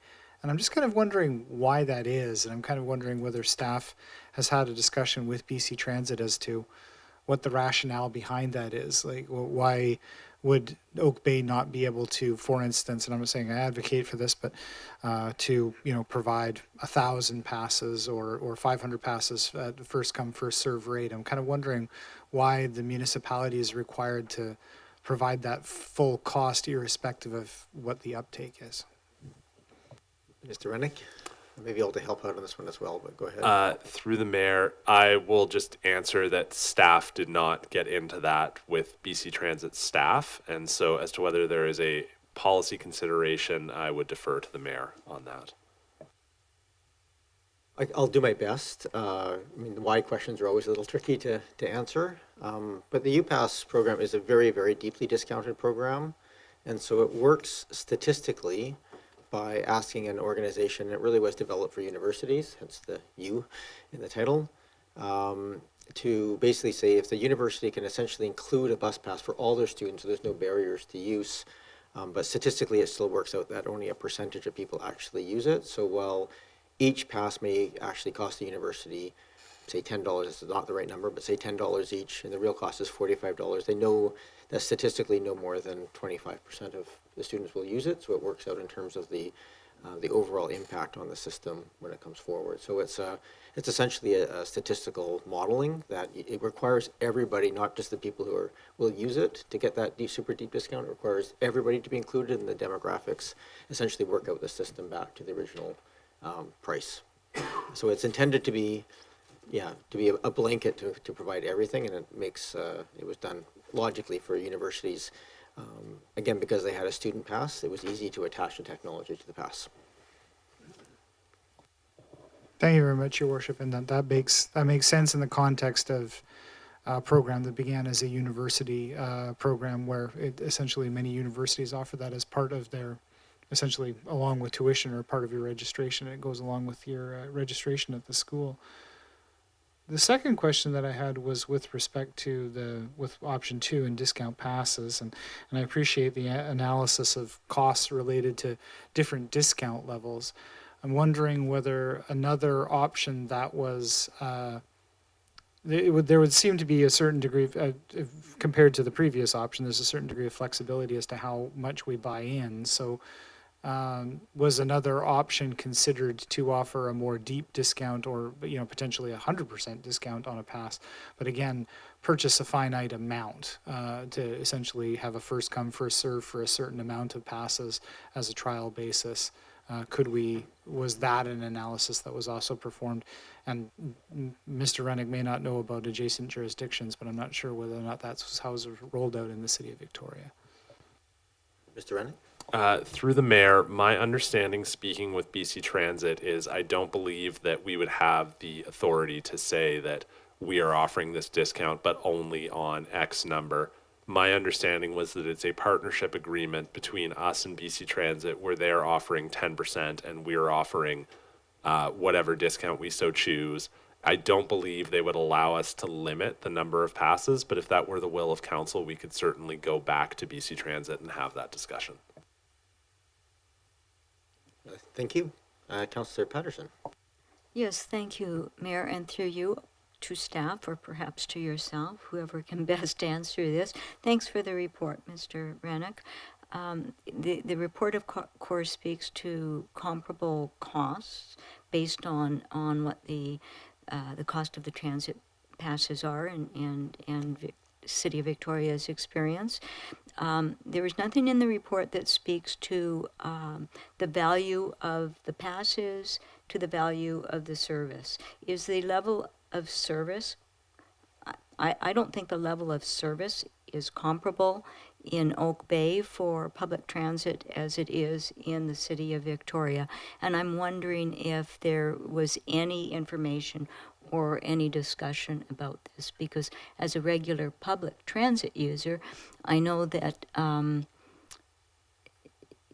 at certain hours, or if there are not sufficient drivers, the bus doesn't necessarily come to Oak Bay. So you not only need to have your pass, you have to have the app downloaded on your phone so you can see if the bus is actually going to service that stop at any given time. So, but we are being charged the same amount. So I'm wondering if you could speak to, or the mayor could speak to, service levels. I'll let Mr. Rennick go first. I'm generous like that. Thank you, Mr. Mayor. And through you, there was no discussion between Oak Bay staff and BC Transit staff at this time with respect to service levels. And I would say that calling on BC Transit to adjust service levels in the District of Oak Bay is council's prerogative. I can only really speak to, there was a local area plan review done not long ago for Oak Bay. It does have lower service levels for the most part, not everywhere, but up the Foul Bay corridor and Oak Bay Avenue corridors are more frequent. Other ones are less so. It's really based on ridership, expected ridership, population density, and driven need. It's done really from a staff level. We can certainly be advocates for that. And certainly I can certainly from a broad priorities perspective at the Transit Commission, the service expansion is the primary driver of the planning process right now. Again, I should probably caveat that a lot of that, majority of that, overwhelming majority of that is for the Peninsula and West Shore, where the growth is happening. Yeah. Any other questions? I'll just ask one question. The funding that goes through BC Transit for their programs, of course, it's a subsidized program.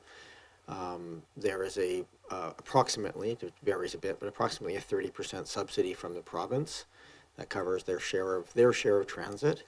I'm curious if there's any equivalent subsidy from the province on any discount that we might offer as part of that, these discounting processes. Thank you for the question, Mr. Mayor. There's no subsidy from the province that I am aware of for any of the discount or Youth U-Pass programs. Thank you. At this point, I'm happy to welcome members of the public if they wish to come forward. Looks like there's a few, so the process here, just come forward and sit at the desk. We have the honor of sitting at Tommy Douglas's old constituency desk from Saskatchewan days. And this is just state your name and municipality of residence. You don't have to say your address or anything, just your municipality. And then you have up to 3 minutes to address council. And it can be questions or just comments. Thank you. My name is Christina Clemente, and I live in Victoria, not Oak Bay, but I do commute to Oak Bay regularly to visit friends. I am part of the Victoria Transit Riders Union, which is a local group dedicated to supporting better transit in Victoria and also free transit. I'm here today to speak about the importance of public transit in this city, including in Oak Bay, and particularly the benefits of supporting free fare for youth. Today, more than ever, I believe it is crucial to make taking the bus as easy and affordable as possible for young people. We want them to build the lifelong habit of taking the bus that will support less traffic on the roads, less pedestrian accidents, less emissions and pollution, and also foster a sense of community. For young people, being able to take the bus means they can participate freely in community life. They can have some sense of independence, perhaps for the first time. They can take a job further away from home, and they can gain some independence in attending after-school activities.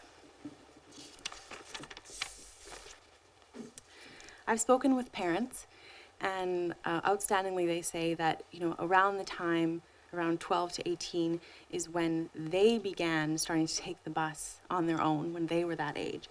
And they wish to see their children be able to also do that. And in terms of the independence that it grants them, and also, the healthy development for that, stage of adolescence.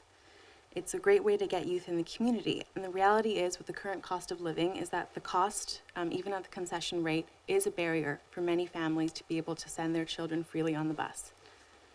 I believe, I'm not 100% sure, that in Oak Bay there's no public school bus system. So I've heard from parents that this is another concern. How will their children get around after school or even to get to school if their parents can't drive them? I'm here today I'm urging this council to support option number 1, which is the full fare-free model. This is an investment in the future of Oak Bay transit riders and in the youth here. We've already seen this has been a huge success in Victoria, and in particular, it's noteworthy to see that having the free fare, it just really increases the uptake, over 80%. And of course, we support the first option, but we also support any lobbying efforts to the province. Any cost is a barrier to families this day, and we believe that everyone, especially youth, should be able to move freely around. We think this has numerous benefits in terms of the environment, in terms of the amount of traffic on the roads, road safety, and making sure that the youth are able to fully participate in Oak Bay community and in the greater Victoria community as well. Thank you very much. Thank you very much, Ms. Clemente. Do other people wish to come forward and speak? Just the one? Okay. Thank you.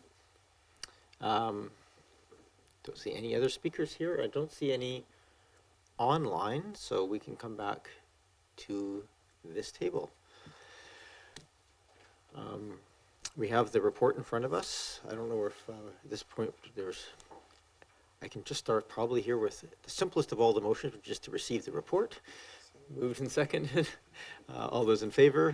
Any opposed? Unopposed? Is there any motion arising here? Councillor Smart? Yeah, thank you. I would like to move option 1. Moved and seconded. Go ahead, Councillor Smart. Yeah, thank you. I really appreciate getting this report today. We have committed as a council to providing low carbon transportation options, and we have heard from the community that there is interest in having this not be just cycling, to actually have options that are inclusive to a broader sector of our community. We have, greenhouse gas reduction goals that we need to meet. We need to shift away from using single car transportation, and what better way than to create a lifelong habit of riding the bus for our youth. This option 1 is a proven program through what we've seen through the City of Victoria, that it has increased every single year the amount of riders who are subscribing to the program. So we're actually seeing that mode shift result that I don't think we would as earnestly see in option number 2. The mental health and independence that is gained from youth being able to access public transportation is an added benefit. And I think this is a great opportunity for Oak Bay to be the leader that we talked about being. Councillor Appleton, did I see your hand? Go ahead. Well, thank you very much, Your Worship. So yeah, very much in favor of this. As Councillor Smart referenced earlier, this was something that was reviewed and made as a recommendation from the Community Climate Action Working Group that received feedback and reached out to members of the public to determine sort of where our best levers as a district were to take substantive steps towards climate action. So this is certainly one of them. I mean, we've heard really loud and clear from the community that we want to address things like parking and the use of private, just the use of private vehicles. Any option, the options for transportation within your community and for housing are the biggest levers that we as a municipality have to pull on in order to affect real climate change actions and to meet our goals. Oak Bay has the benefit of being very close to downtown and to a lot of places that youth would seek to go in a lot of schools within the community. We've heard really clearly that ridership drives service levels, and I've certainly hear my colleagues' comments about service levels and concern about service levels. It's a bit of a chicken and egg scenario, but we certainly need to make the investments in lowering barriers for youth to be able to use the system. the more youth that use the system, the more ridership and the more that drives improved service levels for Oak Bay. And frankly, I think we are underserved at this stage of the game and underrepresented. We do not have the service that you would expect for a community which is situated so close to downtown and to neighboring sort of hubs of activity. And I can say that the difference for myself and my family has been stark. I now have one child that fits within this category. He and his colleagues, he and all of his friends get around on the bus and are in the process of getting their driver's licenses, but it's not a high priority for them. They get around on the bus primarily, and it has been a stark difference between my son, who lives in Oak Bay, and a lot of his friends who live in Victoria and have access to that free pass. They use it extensively, and they go all over the place, including to coming into Oak Bay to go down to the marina, to go fishing, to go up to the yacht club.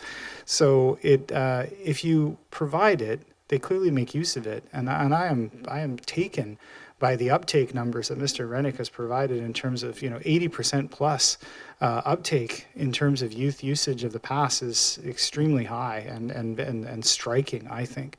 So as somebody who grew up on the public bus, and that's how I got around, and that was my independence, I really think this is eminently supportable, and I would really encourage my colleagues to consider it. Thank you, Your Worship. Thank you, Councillor Appleton. I have a question, but I just for my clarification, because I'm trying to recall, I think the last time this question was asked at the Transit Commission, they didn't have any statistics. Do you know, did BC Transit, were they able to provide actual ridership numbers of UPass users? Have those changed, what the changes of the ridership? I know there's been an uptake, obviously, of the selling of the passes, but do we know what the ridership numbers have done? We do not know what the ridership numbers have done. With the BC Transit transition from the purely cash-based fares to the UMO app, there's a bit of a lag in getting those statistics. Thank you. Glad it's not just my memory. Councillor, did I see Councillor Patterson? Yes, thank you, Mayor, and I appreciate certainly the report and the comments from councillors at the table and the guests in the gallery, and certainly as I've been a long-time user of public transit, and so I do consider transportation not an entitlement, but a necessity in today's world, and how we transport ourselves from one place to another certainly does have an impact on climate change. However, I won't support the motion that is before us today. Certainly, I think that advocating to the Ministry of Transportation and Infrastructure is something that we should do, because that is where these costs belong, so that they are distributed with fairness and equitability to all communities within the province. But when I look at the costs of option 1 and even option 2, the costs are significant, and they will be an annually recurring cost. So I think that if we are to want to consider this more in depth, then this would belong not before council today. It belongs in priorities and to be considered at the time the financial plan is discussed, because this cost, while not a significant cost, certainly within the City of Victoria's budget, it is a significant cost in Oak Bay's budget. And at this point in time, we are facing still a lot as yet unknowns in our budgets going forward. So I can't support the magnitude of this kind of an ask at this point in time. Thank you. Thank you, Councillor Patterson. I'm just going to turn this to staff. Something that you commented on, just for clarification of process. Were this motion to pass today, it would then go into the queue as part of our financial planning as sort of a pre-approved project. It would form part of the core, I guess, part of the budget, but it wouldn't actually get approved until the budget was approved that would include this amount of money. Is that correct? Because there's nothing in the budget at this time for a UPass program. So I want to make sure I'm clear on what a yes, if this motion were to pass today, would entail. If council wishes to pursue the option 1 further, staff will need to identify a funding source. And so that could either be council could amend the financial plan bylaw to include some of the startup funds in 2024 to have it ready for January 1st, 2025, or it could be factored into next year's financial plan. Okay, And thanks for that, it is our new CFO's first day. We won't lock anything down today, that's for sure. Thank you. Any other discussion? Councillor Green? Thanks very much. I really appreciate all the input, both from the public and from staff and my colleagues. This is a tough one. It really is, because we have just approved a financial plan and a budget, and taxes went out today. So I am sensitive to the cost in option one at this time. I am not insensitive to the need to look at transportation for our youth in Oak Bay. So I'm really torn on this issue tonight. I certainly support option 3. I also support the idea of lobbying the province. I understood the province was perhaps introducing a program that would expand the Youth Pass program, and I don't know what the status of that is.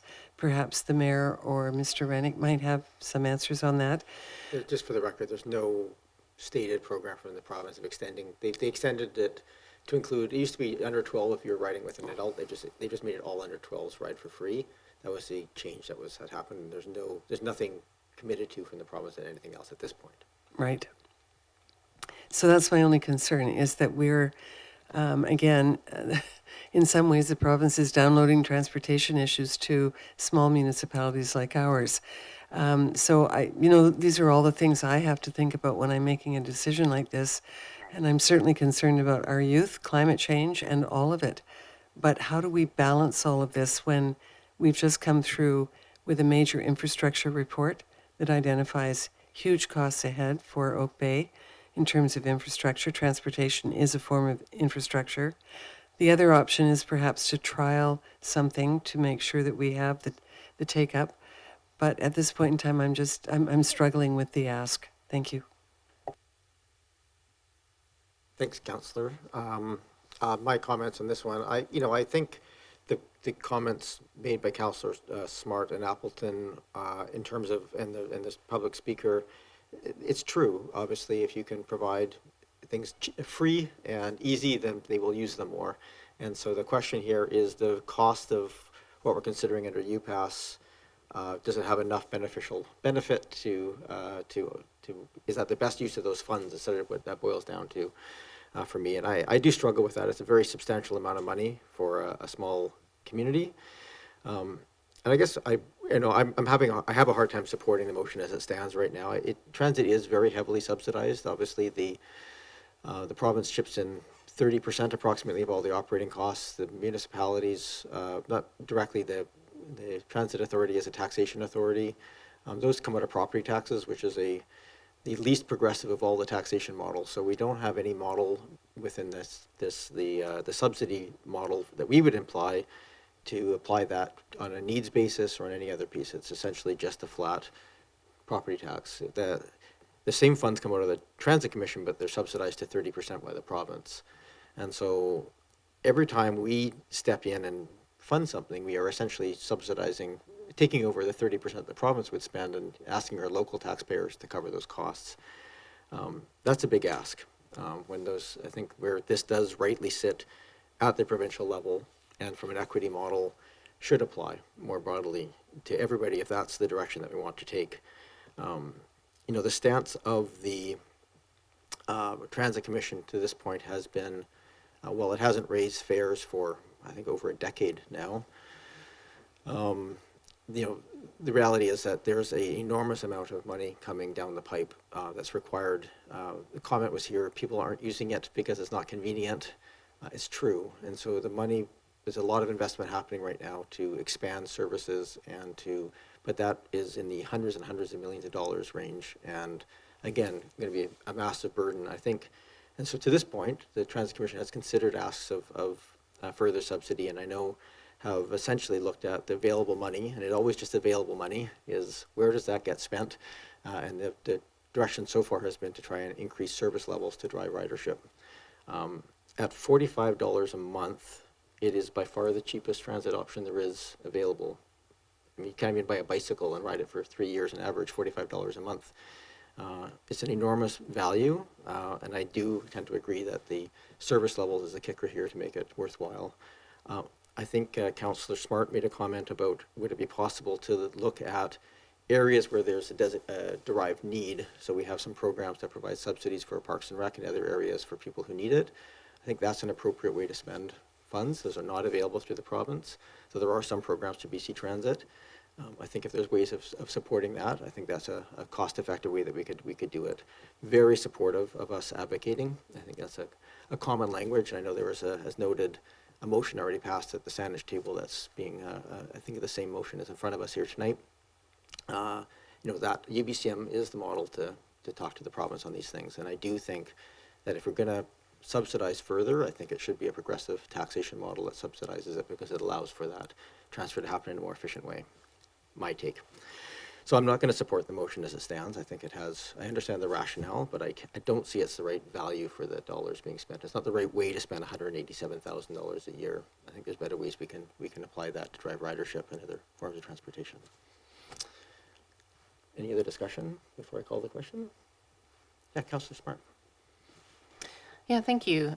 I guess I just wanted to, touch on, just to clarify the point of that this option one to me is not at all around making things cheaper for youth. That is a benefit. That is great, but it is about mode shift. And if we are not going to fund our active transportation in an adequate timeline to actually get people out of their cars and onto bicycles, and we are not able to control that car share will not come to our community because we're not dense enough, this is something we can control. This is something that is proven, and this is something that we know will get not only kids not driving, but it will get their parents not driving. It is a proven way of getting single occupancy vehicles off the road. It meets our objectives. And if we don't do this, I guess I just ask council around the table, what is your solution to making this mode shift happen in our community? Because if not this, then I would really appreciate hearing around the table what your unique ideas are to actually make this happen and to meet our goals as a council for low carbon transportation. Take it as people can treat that as rhetorical or non-rhetorical question. Councillor Appleton, to see your hand? No. All right, I'm ready to call the question then. All those in favor of the motion on the floor for the UPass, go ahead, Councillor, and those opposed. Councillor Green, Councillor Patterson, and myself opposed. That motion fails. I do recognize there's two councillors missing here, so if there's one of those councillors wishes to raise it again, I'm happy to allow that to happen. But at this point, I'm going to just conclude that. Is there anything else that people wish to move forward? I certainly suggest perhaps option 3 could be looked at here. Councillor Green? I'd like to move option 3, that we lobby the province to expand this program. Second. Moved and seconded. Is there any discussion on that? Councillor Appleton? Thank you, Your Worship. I don't have any issues with having a correspondence issued from the district as a whole. I do want to recognize Councillor Smart's later motions that are coming up later on the agenda that do speak to the same kind of advocacy as well. So I think it's additive too. So certainly I don't have any issues with this, but I just want to recognize that we are going to be looking at specific motions to do with advocacy on this specific topic as well. Thank you. Thank you. Any other discussion? Councillor Smart? Yeah, thank you. If it's possible through you, Mayor, to ask the mover, I'm just wondering if an amendment to this motion might be considered, or if it might be more appropriate for me to do a motion arising after this motion. But the two things I wanted to touch on were, because I'm sure this motion will pass, the element of having staff come back with an option to provide free passes for the 50 or so youth that would currently qualify for low income under the LIFE program. That would definitely be separate from this motion. I would take it as a motion arising. I think, yeah, just asking staff to bring back what the possibility of that would be an appropriate motion arising, but separate from this motion. I don't see other hands popping up, so I'll call the question. All those in favor? Any opposed? None opposed? And you wish to make a motion just asking staff to bring back? Go ahead. Yeah, thank you. Through you, Mayor, I would like to make a motion to ask staff to come back with an option to provide free bus passes for youth that live in Oak Bay that currently qualify for the LIFE program. I have additional motion arising after this one as well. Moved and seconded. Just turning to staff, is that understood? What's being asked for there? Ms. Williams? Thank you, Your Worship. Just for clarification, my understanding is there's up to 48-ish youth that attend our rec facilities under that program. We're not sure how many would fall within the ages of 13 and 18. If council is desirous to see passes offered for free to that particular group of individuals, a motion to that effect could be in order, and staff would be able to just implement that rather than coming back with options. Without a funding model or costing, that's a dangerous motion to be making here. So why don't we? I think the motion as it stands to bring back options for that is the way to go. I mean, even 48, if it's $500 a year, that's still in the neighborhood of $10,000, $15,000 potentially. So I don't think we can just do that as a fly. I think we'd have to have the costing come back. So the motion right now is to basically have staff bring back options to include that. Councillor Appleton? Thank you, Worship. Can I just ask a follow-up question just based on Please go ahead. Ms. Williams' comments? Is there more direction required or more clarity required as far as defining the number of people who would be captured in such an initiative? I wasn't quite sure on the answer, so I'm just wanting to make sure that we give adequate direction to staff. Is it that we don't know exactly how many folks would actually fall into that category that would be eligible under the life? Because I understood that staff's maybe not prepared to or doesn't have the information to provide the numbers out of the life program at this stage. So I'm just trying to get clarification whether or not we need to provide more clarity.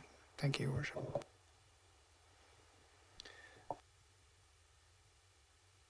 Thank you, Your Worship. Yes. The anticipated resolution would have had a ceiling, so it would have been to fund up to a certain number that we feel will fall somewhere between the 0 and 48, but we're not sure. But if council would prefer for us to go away and get those specific numbers and come back with options, we can certainly do that. I may just make a suggestion here on the motion, which may just be to refer this concept of providing bus passes or other to the life program or other worthwhile entities. I'm just wondering if it's something that might be referred to the Park, Recreation and Culture Committee to look at as part of their work, because this really does fall into that program. Because they would have the time to sort of tease it out a little bit and come back with a recommendation to council. I don't know if that's worthwhile or not, but I see staff thinking about it. I don't know.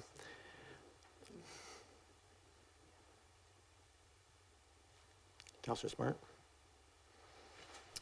Yeah, through you, Mayor, I guess my comment on that is I think it really just is about funding at this point. There really is only one option, so I see that it's a bit odd to ask staff to come back with that option, but I think it's really staff to come back with the cost of that. I think the motion, as it stands right now, is to come back with those options and cost. And I think that there's a point was raised, not knowing how many of those are youth or not youth, I think would be helpful to have that divide as well, so we understand what that impact is. So it's moved and seconded at this point for a report to come back with the costs and the options attached to that. Any other discussion on there? Not seeing any. All those in favor? Any opposed? None opposed. That carries. Councillor Smart, you said you wanted more motion arising? Yeah, thank you. I would also like to put out a motion with regards to looking at alternative costing sources to implement option 1 that include looking at City of Victoria's model, investigating the potential for pay parking in order to subsidize the cost of the option 1.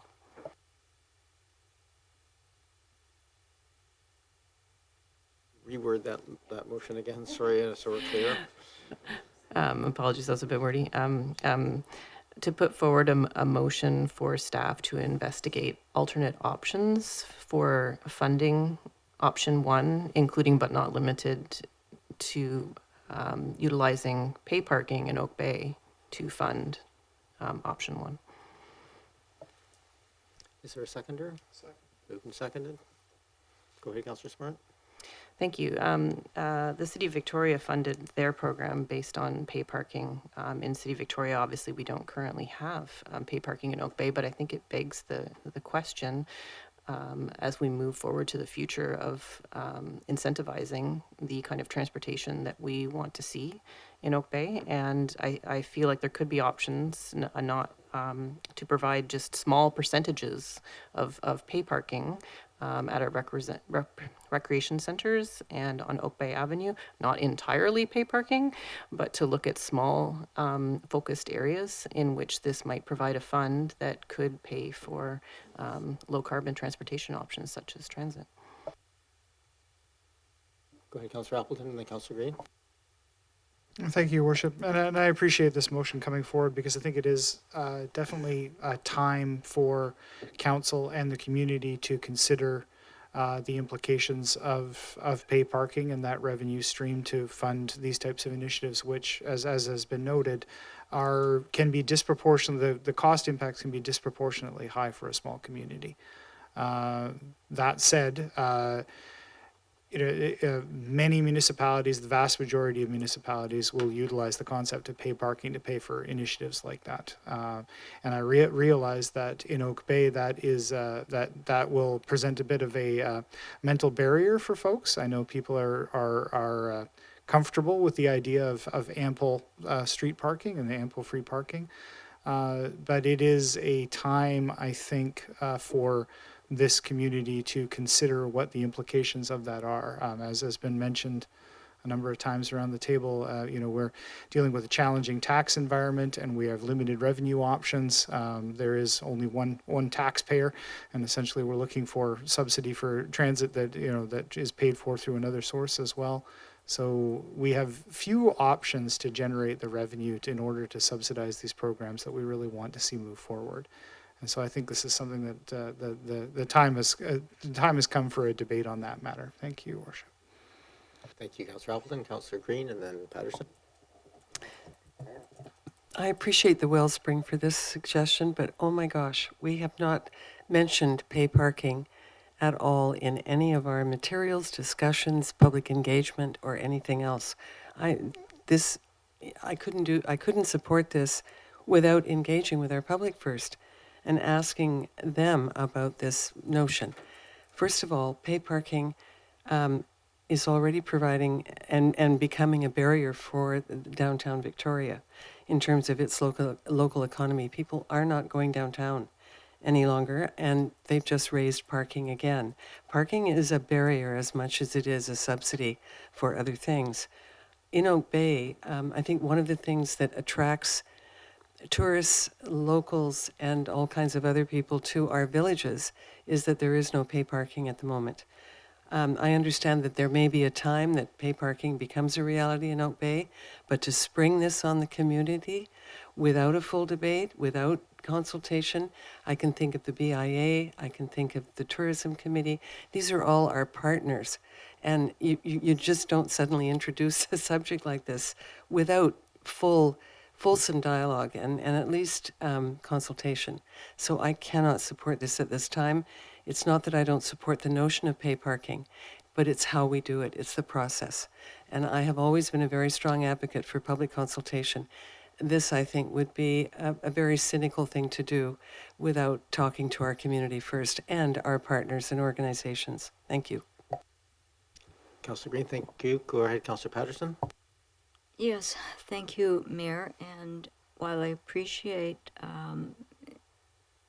this motion coming forward, the intent of it, I learned by my own personal experience when I tried to bring that forward to support another initiative by the Climate Action Work Group and the environmental people to extend the walkway system from the high school area to B Street. And the pushback was swift and it was strong. And that has happened with a few suggestions I've had with paying for parking.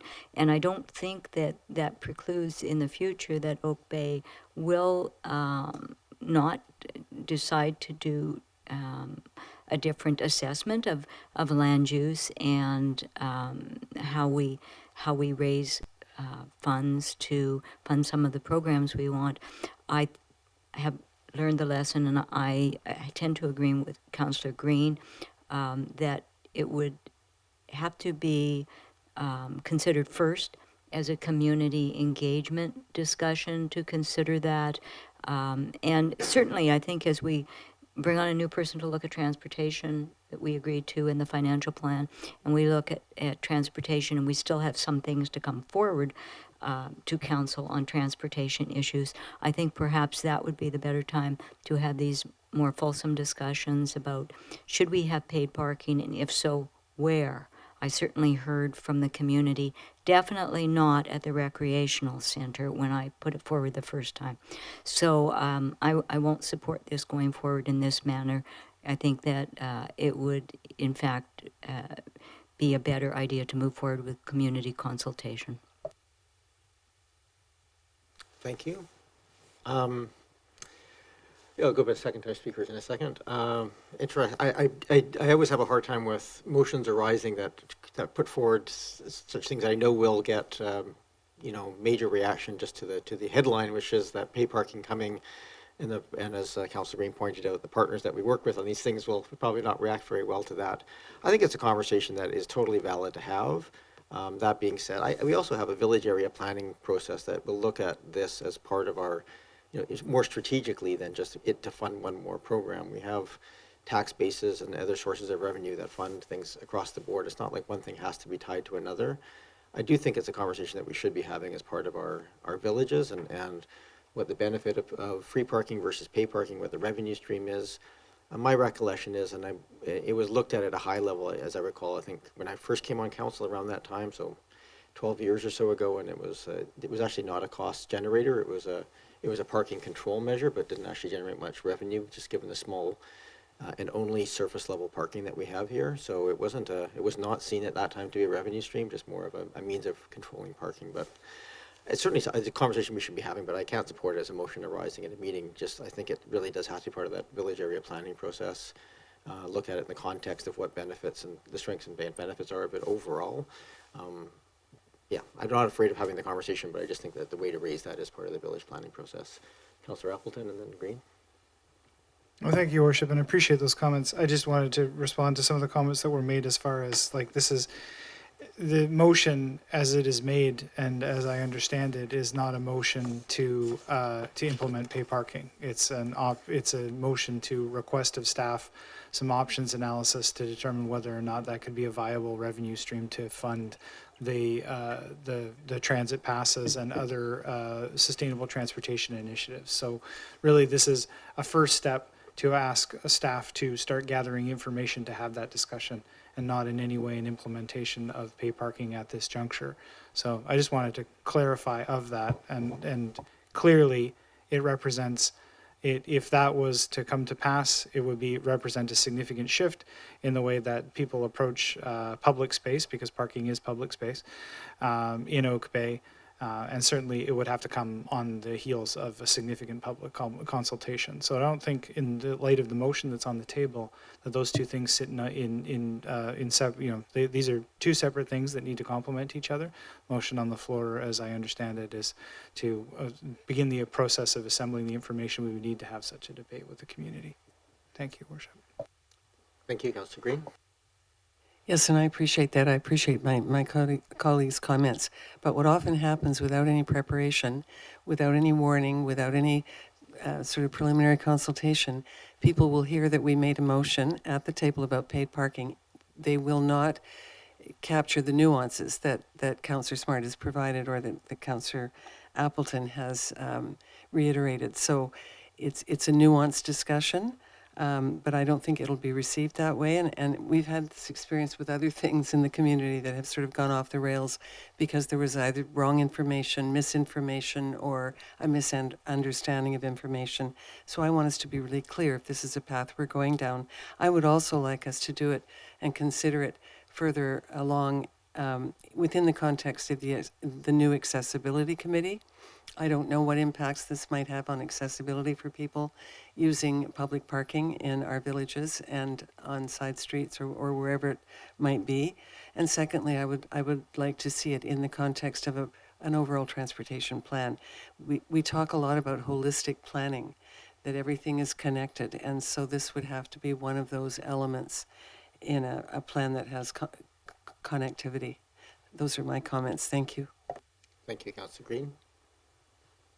See any other discussion? Ready to call the question? All of those. The motion on the floor is to it's essentially ask staff to come back and do an analysis of costs of pay parking on. And sorry, I should probably give staff a chance if they want to jump in on anything here. Mr. Rennick? Thank you, Your Worship. I appreciate the opportunity, and I believe Ms. Williams may also have some comment. I would just like to note that what is being asked of, essentially to provide additional funding sources, including paid parking, would be a significant undertaking. The difference to our neighbors in City of Victoria already had paid parking. Their street parking was free on Sundays. So they were not looking at adding new infrastructure. The discussion around what streets would be paid, what would not be paid, what lots would be paid, what lots not would be paid, that is a significant exercise almost on the level of a village area plan that involves my department, the planning department, the finance department. And so I would just be very, very cautious of undertaking that. That is a significant ask of staff. Anything to add, Ms. Williams? Thank you, Your Worship. Just to follow up with what the Acting Director of Engineering had said, my recommendation to Council, if this is to proceed, is that this would follow your normal Council priority planning process. It's a fairly significant project with resource implications that we can't even anticipate at this point. So this would end up coming back as a new impact initiative assessment in the fall when you're considering all other priority projects to advance for the 2025-2026 years, if this should pass. Is that clarification? Councillor Smart? Yeah, here, through you, Mayor, hearing the input from staff, party to the secondar's comment, I'm tempted to withdraw the motion at this time and bring it back at a time at council priority projects, understanding the scope of the nature of what they describe. That can be done if the seconder is okay with that. The mover and seconder have withdrawn it, so that is now off the table. Is there any other things attached? So it's 8.1. We seem to have a strange tradition here in this chamber of whenever we have a new senior staff person join us, the first meeting they attend always seems to go long. So we're going to try very hard to get through this to the end and finish within our allocated 3 hours. So with that, I'll move on to number 8.2. This one should be simpler. Traffic Control Order 2024-04 for Arden Road. Mr. Rennick. Thank you, Mr. Mayor. Yes, this one should be relatively straightforward. There are certain types of traffic control orders that authority was not delegated to the Director of Engineering Services, and establishing parking spaces as accessible parking spaces, that authority was not delegated. So those kinds of traffic control orders have to be passed by council. There was a request to convert a parking stall adjacent to the Kiwanis Playground to be an accessible stall. This request came through the Parks Department, and it is before council for your consideration. Thank you. Thank you. Questions? Councillor, go ahead, Councillor Smart, and then Appleton. Yeah, thank you. Through you, Mayor, to Mr. Rennick, I just wanted to confirm what standards are being used for our accessible parking stalls, and whether or not an aisle would be painted and provided beside the parking spot. Rennick? Through you, Mayor, the parking spot in question is right next to a no parking zone that the parks vehicles use to enter and exit through the gate. So there wouldn't be a need to designate an aisle because there already is no parking next to this stall. Yep. Councillor Appleton? Actually, Your Worship, I was just going to move receipt of the staff report. We can do that, but I also want to give an opportunity. If anybody here in the audience wishes to speak to us about the accessible parking spot at Arden Road. I don't see anybody online who's raised their hand. Nobody's coming, nobody's rushing to the microphone. Back to this table. Moved and seconded. All those in favor of receipt? Thank you. Your worship, I'd like to move the staff recommendation, please. Moved and seconded. Thank you. Any discussion? Councillor Smart? Thank you. I realize this is fairly straightforward. However, just in looking at the drawing provided, it does bring up for me a lot of questions just around the standards that we're following with regards to accessible parking stalls, looking at curb cuts, ramps, tactile warning strips, aisles, and I do trust that staff has the expertise to look at these, but I would really like to know if, and through you, Mayor, to staff, a question of what is the, if not the BC Building Code Accessibility Handbook that goes through these details, what is the standard that engineering is currently following? Mr. Rennick? Through the mayor, the BC Building Code applies on private property. However, it does provide useful standards that can be adopted because wheelchair users are the same regardless of whether they're parking on private property or public property. The specific standards that the engineering department uses are published by the Transportation Association of Canada. I would also note that any looking at what accessibility standards the district should be following, we could certainly refer those conversations to the Accessibility Committee. Thank you, Mr. Rennick. Councillor Smart? Thank you. Through you, Mayor, to staff, would staff require a motion from council to refer the standards for accessible parking spots, or is that something that I hear you saying that you're planning on doing already? Thank you. My understanding is the Accessibility Committee is working with staff as part of their work to look at all sort of aspects with the different departments. Mr. Rennick? I don't believe we would require a motion, no. Okay, thank you for that answer. Any other discussion on the motion in front of us? Councillor Patterson?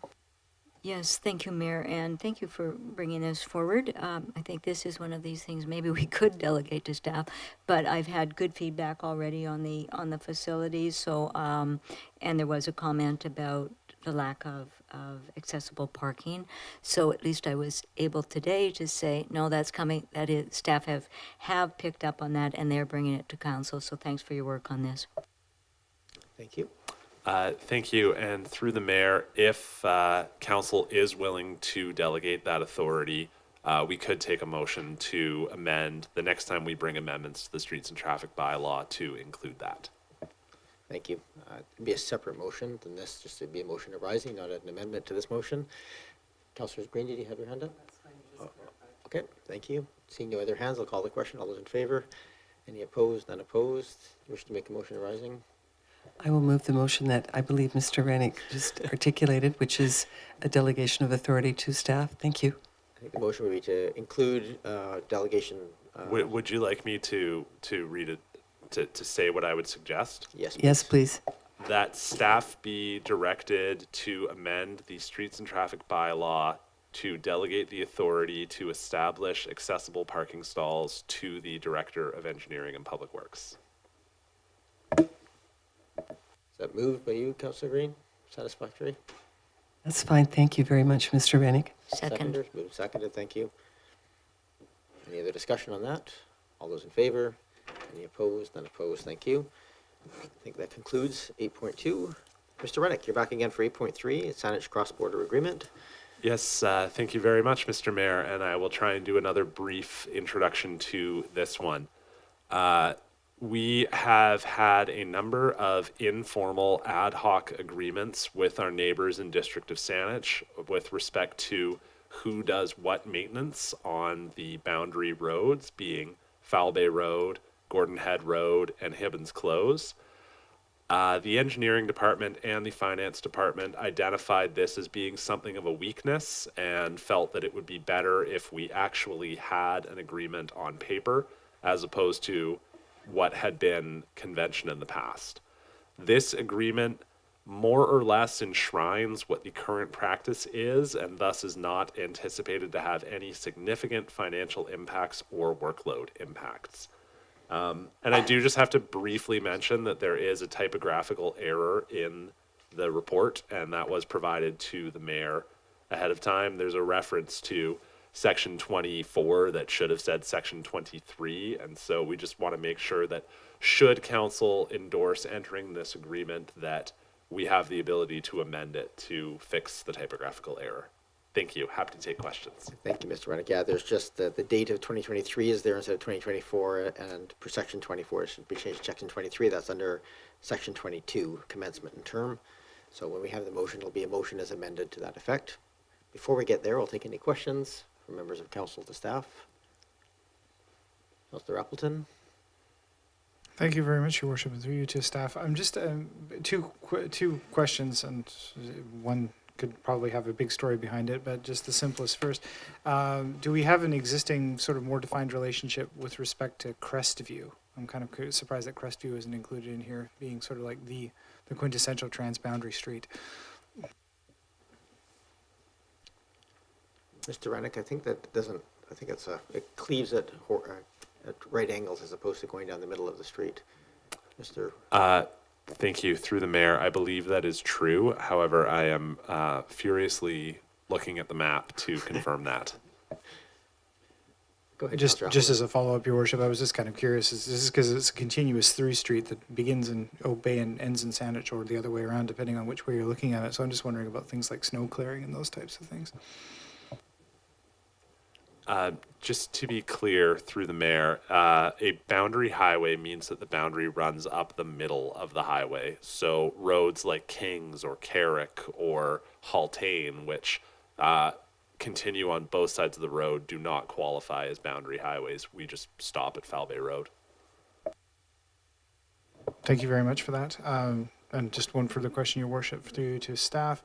I'm just, and like I say, I suppose there's a ton of history behind this, but I was kind of interested that the Tolmie Reservoir sits within the boundaries of Oak Bay, but is operated by Saanich, and that seems to be an interesting sort of jurisdictional relationship. And so I'm just wondering, what's the 30-second story on the history and the jurisdiction over that facility?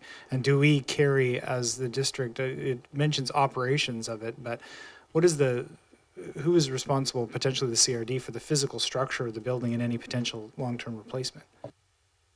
Mr. Rennick? Yes, that building, those pumps mostly belong to Saanich. Some of them belong to the CRD. There are actually a couple of different facilities on Mount Tolmie. There is a reservoir that Saanich owns and operates, and there are some facilities that the CRD owns and operates. I don't believe that there is a way to tell a 30-second version of how that ended up. And it's just another one of those things where Saanich, when they need to do work, they consult us, and we are good neighbors, and we try to help them out the way that they help us out when we need something from them. Thank you. Any other questions? Go ahead, Councillor Patterson. Again, I'll call out to the public as well after this if there's anybody who wishes to speak to us about this agreement. Go ahead, Councillor Patterson. Yes, thank you, Mayor, and through you to Mr. Rennick. Thanks for this report, Mr. Rennick. It looks like a very good piece of work that has been a long time coming and quite in-depth discussion to complete it. So a good piece of work now completed. Something that is not really identified in here is any insurance that would be required for any of these assets. Was that part of these discussions? Is it separate? How would that be differentiated and handled? Mr. Rennick, you can have a short answer to that. Through the mayor, there was no discussion of that. If the question is relating to insurance arising out of if there's a claim due to a pothole or something like that, that was not in the scope of our discussion. That's certainly a discussion that I could have with the Municipal Insurance Corporation. Yes, thank you, Mayor, and that would be good to have that follow-up because Saanich is self-insured, and Oak Bay, of course, insures through the municipal insurance. So it would be good to clarify those things in the future. I know it's not quite in the scope of the intent of this report, but it's still a useful piece of information. Thank you, Councillor Patterson. Don't see any other discussion. Any members of the public wish to talk to us about this border agreement? No? This is so exciting, though. Come on. All right, I'm going to come back here. We have I've lost track of where we are. Did we had the motion to receive already, I believe? Is that correct? No, we did not on this one. Okay, go ahead, Councillor. Move receipt, Your Worship. Moved and seconded. Thank you. All those in favor? Any opposed? Unopposed? I'd like to move the staff recommendation, Your Worship.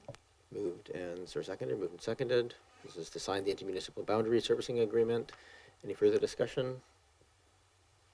Not seeing any. All those in favor? Any opposed? Unopposed? If we had more time, I have a great story to tell. We'll tell it tonight. Weird history between Oak Bay and Salish back in the 50s. 9.1, Building and Plumbing Amendment Bylaw. This is for adoption, so adoptions don't have public input. Can I have a mover for the adoption of the Carbon Step Code? Moved and seconded. Thank you. We don't normally debate on adoption. We've already had debate on these pieces before. If we need further discussion. Seeing any, all those in favor? Any opposed? Unopposed? That moves us to the Zero Carbon Step Code. Speaking of water rate bylaws, Mr. Rennick, this is back in front of us again to address the typo in the original, I understand. Thank you, Mr. Mayor, and I promise this is my last one. At the April 22nd council meeting, council gave first, second, and third reading to a bylaw to amend the water rates bylaw to increase the fixed fee for service. Unfortunately, during that drafting process, there was a minor typographical error. Unfortunately for us, the minor error was making something that should have been $7,000 actually cost $70,000, which was not our intent.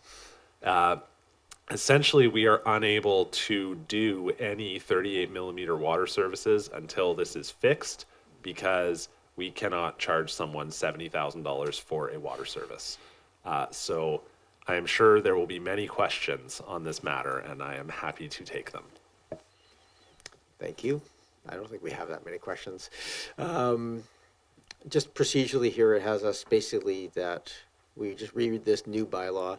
So this is not a rescinding of third reading and amending. It's just redoing it again, essentially from start. That's the best practice. Okay. So you see the recommendations here. Before I go to motions, I'm going to just see if there's any members of the public who have any questions. Okay, back to this table then. Your Worship, I would move receipt of the staff report. Seconded. Thank you. Any discussion? All those in favor? Any opposed? Unopposed? So I would move, Your Worship, the water rate amendment bylaw number 4868, 2024 to increase service fees be read a first and second time. Moved and seconded. Thank you. Any discussion? This is usually where we have debate if there is any. Don't see any. It was arguing we should charge $70,000, I understand. Okay. All those in favor? Any opposed? Unopposed? So, Your Worship, I would move that water rate amendment bylaw number 4868, 2024 to increase service fees be read a third time. Moved and seconded. Thank you. All those in favor? Any opposed? Unopposed? That carries. Thank you very much. We move on to section 11, which is new business. We have two UBCM resolutions and then a third resolution just related to the grant and aid process. Councillor Smart, would you read the therefore be it resolved portion of this, and we have the whereases in the written portion. So you can read it all if you wish, but just in the interest of time, we're getting a little tight on our endpoint here. Up to you. Okay, certainly. Being that we did have a lot of discussion on this first one, therefore it be resolved that UBCM lobby the provincial government to expand the Get On Board program to include all youth up to the age of 18. Is there a seconder? Second. Moved and seconded. Go ahead, Councillor Smart. Yeah, I think we've covered this topic quite a bit tonight. We were talking about creating lifelong habits for sustainable transportation use. We're talking about really offering more options for low carbon transportation and side benefits of really providing independence and really contributing even to better mental health income for youth. Thank you for that. Can I just ask a very procedural question here related to this? So, Ms. Plouffe, it's been a while. The UBCM resolutions, they go to staff and staff create a report to the UBCM, is that correct? Is it highlights the background, or is it just essentially get forwarded on to UBCM as is? I don't know if there's any workload involved here, just because it's a duplicate motion, I understand, from Salish. Wonder if you might be curious in the wording of this, if we're better to ask for a joint motion versus a separate motion, if there's staff work attached to you. Thank you, Your Worship. My experience is that it's just the resolution that moves forward, but I'm not really sure exactly how the District of Oak Bay does things, because this will be my first time forwarding resolutions to UBCM here. Okay, that's fine. Thank you. Councillor Appleton? Oh, sorry, I think that was whose hand I saw next. Anybody? Did anybody wish to speak to it? If you wish to. Go ahead, Councillor Green, then Councillor Appleton. Thank you. Actually, just a question as well procedurally. If two communities send in the same motion, how is that handled at the UBCM convention? So, because I understand Saanich has, is it similar, do you know, or, I'm sorry, I haven't looked at the Saanich one. Go ahead, Thank you. Councillor Smart. Yeah, thank you for the question, because I did ask this as well, and in reaching out, my understanding is that it's common practice for municipalities to support identical motions such as this one. This one is identical to Saanich's, to show our support and to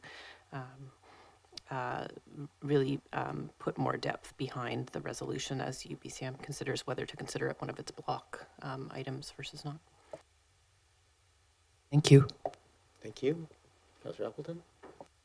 Well, thank you, Your Worship. So just to speak actually briefly to that exact same concept, Council may recall that, when I asked for Council's support for a library funding resolution to move forward to AVIC, that appeared at AVIC as one resolution, but sponsored by multiple municipalities. So my understanding would be that when this appeared at UBCM, it would be a single resolution, but with several co-sponsors to it, I think is how it would appear.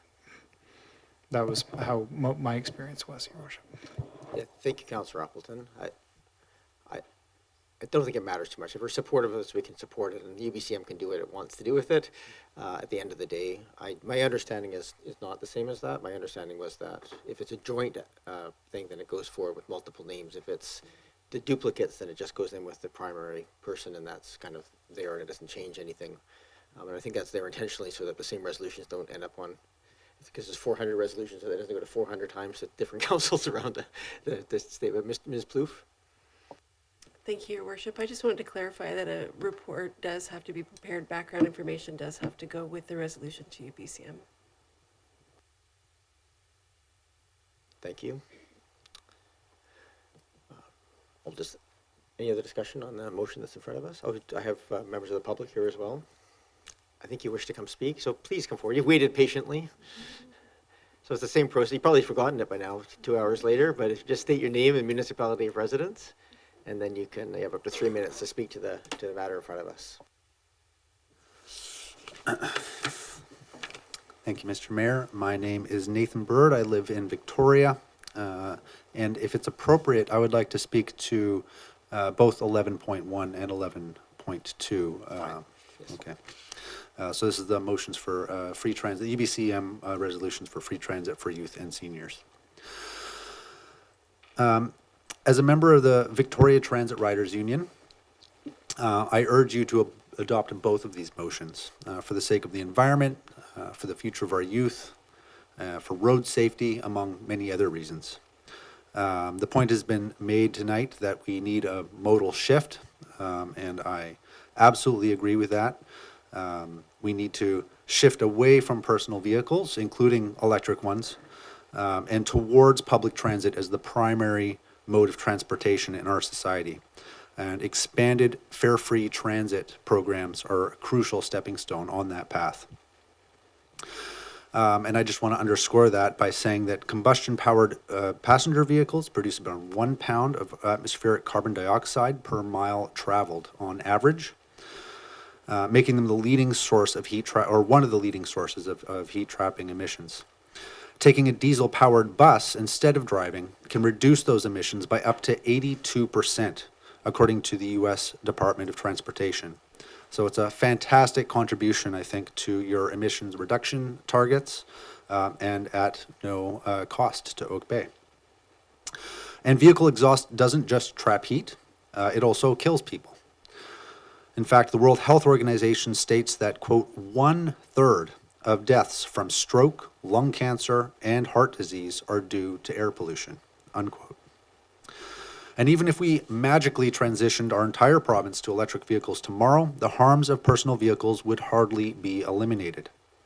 For example, we now know that tire dust, which is generated just when tires are worn down through normal use, is the primary source of microplastics that pollute both our air and our oceans, and which have been detected everywhere from the Mariana Trench to Mount Everest.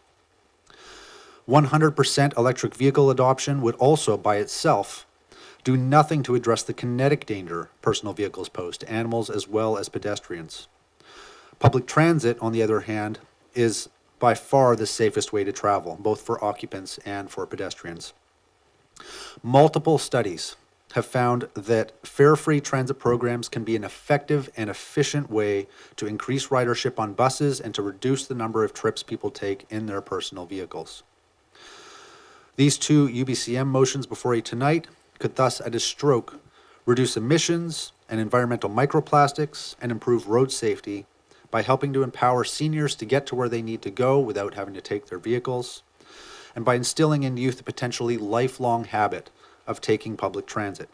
And not by any mandate or prohibition, but simply by empowering and encouraging people to make another choice. Therefore, I look forward to seeing this council tonight take the momentous decision to join Salish in leading BC to a greener, healthier, safer, and more inclusive future for BC youth and seniors. For adopting, and so I hope you adopt these resolutions for BC youth and seniors. Thank you very much. Thank you very much for speaking. Anybody else wish to speak to us? Yes, please come forward.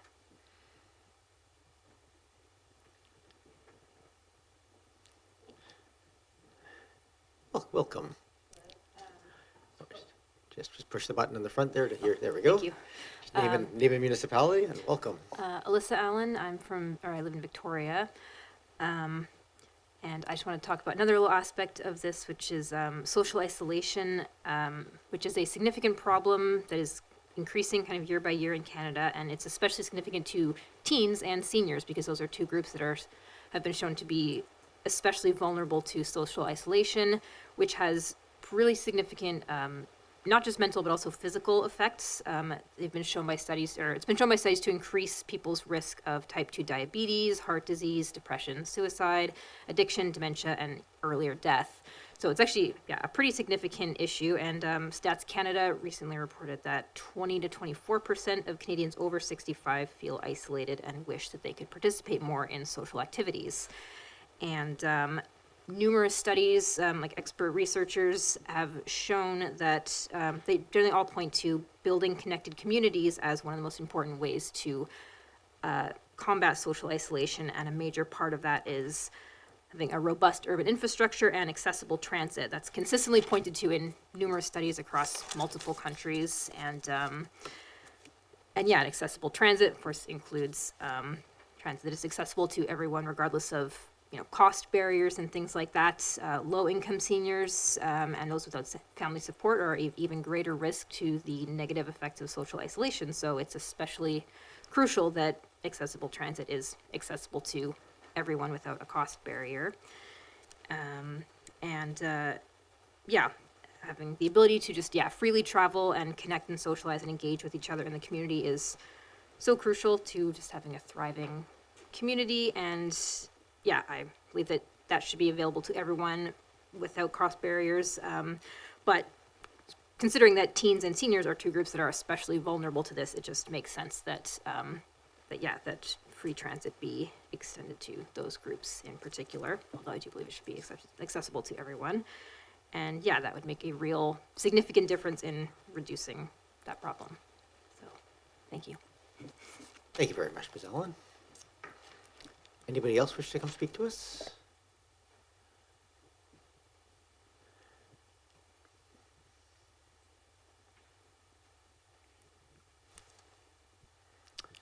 probably figured out the system by now.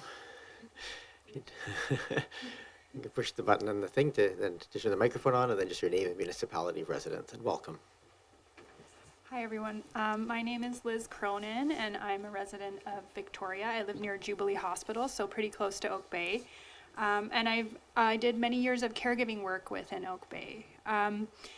I'm a member of the Victoria Transit Riders Union, and I'm also a social worker. And I'm here partly as a part of my professional obligation as a social worker to work to improve the conditions in society for the thriving of individuals and communities. And I believe that extending free transit to youth and to seniors would do that. But I especially believe that extending it to everyone would do that, and in a way that's more efficient and better. So if anyone wishes to create a motion arising, asking the province to extend it to everyone, I do believe as a social worker that that would be the most efficient and beneficial way forward.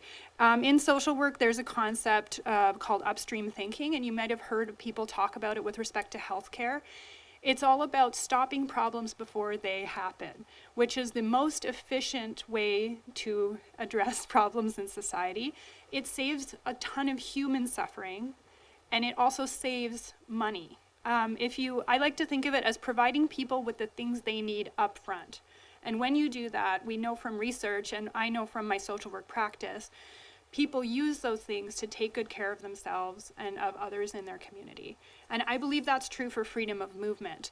And really, we're talking about freedom of movement when we talk about making the buses free for people. Because as we've heard from folks earlier tonight, with the state of affordability in the province, it is actually a huge barrier to have to pay even $250, even $45 a month. There are people who will choose not to move around in the community because of that amount. When people have freedom of movement, they can access healthcare, they can access nutrition, they can access time with their loved ones, which, as we heard from Alyssa, is not a nice to have, that's a human need. They can access work, childcare, and something I think we need to talk about is the fact that they can also access safety in emergencies. I do not want someone to choose to stay in their apartment in a heat emergency because they choose to save that money that it would cost to take the bus to the library where it's cool. We want them to move and go where they can take good care of themselves. My niece just turned 3. I live with her and I help care for her every day. And she doesn't know what climate change means yet. She's going to be attending preschool in Oak Bay in the fall, and she's so proud. And I would just really love it if she could look around her communities and she could see that we are doing everything we can. When she finds out what it is, I want her to know that we took bold action as soon as we could to do everything we could, because she just deserves the most, and so do your children, and so do all of the kids. And I thank you for your time. Thank you very much for being here tonight and for being patient. Anybody else wish to come forward? Please come forward.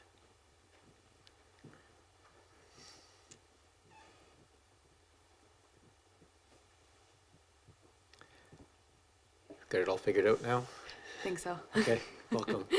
Hi. Hello, my name is Claudia Clemente, and I live in Victoria. And I'm here to speak about Resolution 11.1 and 11.2. I moved to Victoria 2 years ago for my studies, and I moved from Luxembourg. And as a youth, I didn't have a car and relied on taking the bus. And in Luxembourg, all public transport is free for everyone. I've seen firsthand the benefits of free public transit for youth especially. Distance was never an obstacle. Youth were able to move freely, comfortably, safely, affordably around the city.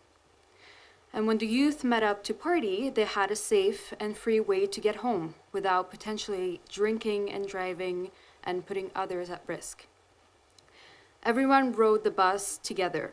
There was a sense of community and pride in the city. And since moving to Victoria, I've been going to school and working and trying to save up money. And cost of living is very high in the city, especially a problem for youth and newcomers. Free fare for youth would make a big difference, as many don't yet drive or have a car, and it is the only way to get around. In fact, taking the bus was the main way I got to my job last year. So I hope you support this motion for free fare for both youth and seniors. Thank you. Thank you very much, Ms. Clemente. Anybody else wish to come forward?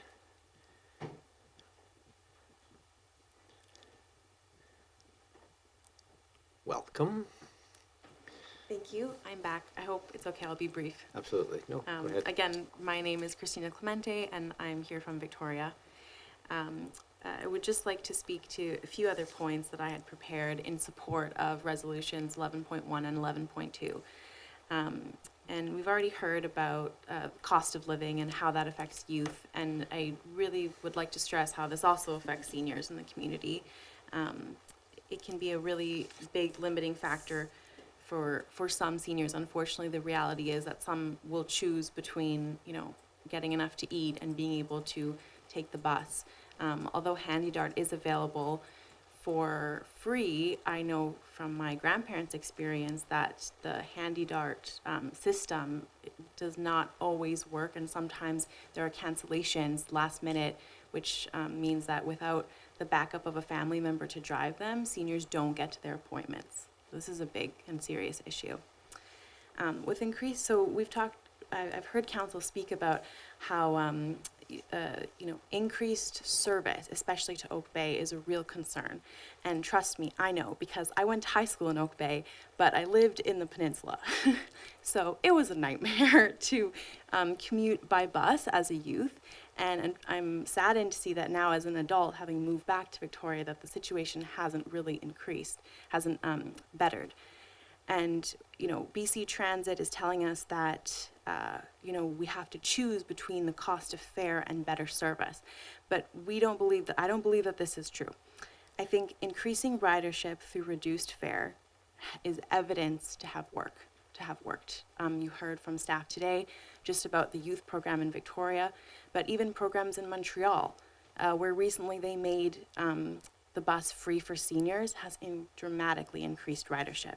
And with that increased ridership comes dramatic changes and benefits. It's a feedback loop that benefits the community. We see fewer cars on the road, less maintenance, fewer accidents, better health of people living here, and even potentially more ad revenue on the buses. These are all things that should be factored into the economic decision making about what it really means to create free fare for people in British Columbia, and particularly for youth and seniors. I would also like to speak about community and community engagement. Free fare for youth and seniors removes the barriers for them to visiting other spaces, from volunteering, joining classes, taking new jobs, and visiting friends and family. This would potentially increase movement around the city and gets people into Oak Bay, visiting the lovely restaurants, shops, beaches, and places of interest that Oak Bay has to offer, which are many. And I'll just add one quick story. Yesterday, my grandparents came to visit me in my apartment. We spent a lovely day together, cooking and just connecting on a day that would have otherwise been spent alone for each of us. And without prompting, my grandma brought up the fact that when she went to go purchase her concession bus tickets, they were more expensive than she even remembered or could conceive of. So I hope this council will support what I think is a beautiful and thoughtful initiative that will surely expand the lives of Oak Bay residents as well as others. And I hope that our future includes better transit for all, for youth, seniors, and everyone. Thank you very much for your time. Thank you very much, Ms. Clemente. I think that's all of our public speakers. And I don't see anybody online looking to speak to us, so back to this table. We have the motion on the floor. Is there any other discussion on the motion? Go ahead, Councillor Green. Thank you, and I really appreciate all the comments of our audience tonight. Thank you for those comments, and I agree with you. It should be for all. I'm not, I don't know how we define seniors at this point. Some age cutoffs is 55, some is 65, so it would be a lot better if it was for all. But at this point, this is what we have. This is the motion before us, and I will support the motion. I think that the province needs to really take a hard look at this, especially for small communities. I also was a bus rider. I commuted from the peninsula to downtown Victoria, where I worked for over 5 years. It Council- was community, and Councillor it Green, I hate was. to interrupt you, but I just need a motion to extend the meeting by another 15 minutes, or else we can't get to this item at all. And you have the floor. I will move the motion to extend the meeting. Moved and seconded. Thank you. All those in favor? Any opposed? Unopposed? Thank you. Continue your story. Anyway, it was great commuting by bus. And I made a lot of new friends, and I saved a lot of money in gas. So I will support this motion in principle. I think it's a good motion, and I hope it works out in terms of the province itself. So we have to keep the pressure on it. I'm assuming. Thank you. Thank you, Councillor Green. Any other discussion? Councillor Appleton, did you have your hand up? No. Councillor Patterson? Yes, Mayor, thank you. And I also thank everyone that came forward to speak tonight. I do support both of the motions before us. However, I will comment that some of the changes that are being made to transportation, particularly in the last few years, are changing the nature of the health and safety element of public transportation system for some of people that have disabilities, whether they're visible or not visible, and the setup of the ridership now. I know for someone like myself, it makes it a lot more complex for me to plan out the public transportation routes. So while I do support this because it is the right thing to do for climate change, and I've been a long time advocate of public transportation as providing the greatest benefit to the most members of society, certainly some of the changes we are making are of concern to those with disabilities, and so it's not as inclusive as it was, and there are many folks that are being left behind. So I just offer that for comment as we move forward in supporting this. We shouldn't forget some of those aspects too. Thank you. All right, I'm hearing general agreement on support for this, so I think I'm ready to call the question. I do think we should be careful a little bit about duplicating resolutions that have already passed at other tables. It will be at UBCM. This is the place for debate, and I think we could easily get bogged down. We spent quite a bit of time on this item. That is going to be discussed one way or the other at the UBCM table. Once it passes, and it's there. So, but just put that caution out there. It's not a good reason to vote against this motion at this point. Just my thoughts on that process. So with that, I'm ready to call the question. All those in favor? Any opposed? Not opposed? That carries. We have item 11.2. Do you want to read that motion to the record? Therefore, be it resolved that UBCM lobby the provincial government to make all public transportation free for seniors aged 65 years or older. Moved and seconded. Do we need to discuss? Any members of the public wish to address us again on this one? Does anything new to say? Nope, we're good. Okay, back to this table then. Any discussion on the motion? Councillor Green? Just a question through you. Are we defining seniors at 65 then? And not 55? Because it varies. Thank you. Councillor Smart? Yeah, thank you. With this motion, it is being defined as 65, and I didn't want to make an effort to modify this motion because then it would duplicate it at UBCM. I just want to add that I said it earlier, I don't like basing services and programs based on age. I think it's ageism of a form. So I agree with our audience that fair for all would be the fairest approach. That's all. Thank you. Thank you. Motion is live on the floor at the moment. Moved and seconded. Any other discussion? I'm going to call the question. All those in favor? Any opposed? None opposed? That carries. And we have one last item, which is 11.3, grant and aid. Councillor Smart, please. You should just read it into the record if you don't mind. Yes, this is just related to our grant and aid process, that staff bring back options to revise the information, material, and forms used for grant and aid applications to include requests for additional information, such as, but not exclusive to the following: alignment with council's strategic priorities, commitment to inclusion, equity, and diversity, appropriate compensation for artists and Indigenous elders, and addressing accessibility for events. And that the report be provided for council review in time to allow for any directed changes to be included in the 2025 grant and aid application forms. Moved and seconded. Any discussion on this? Councillor Green.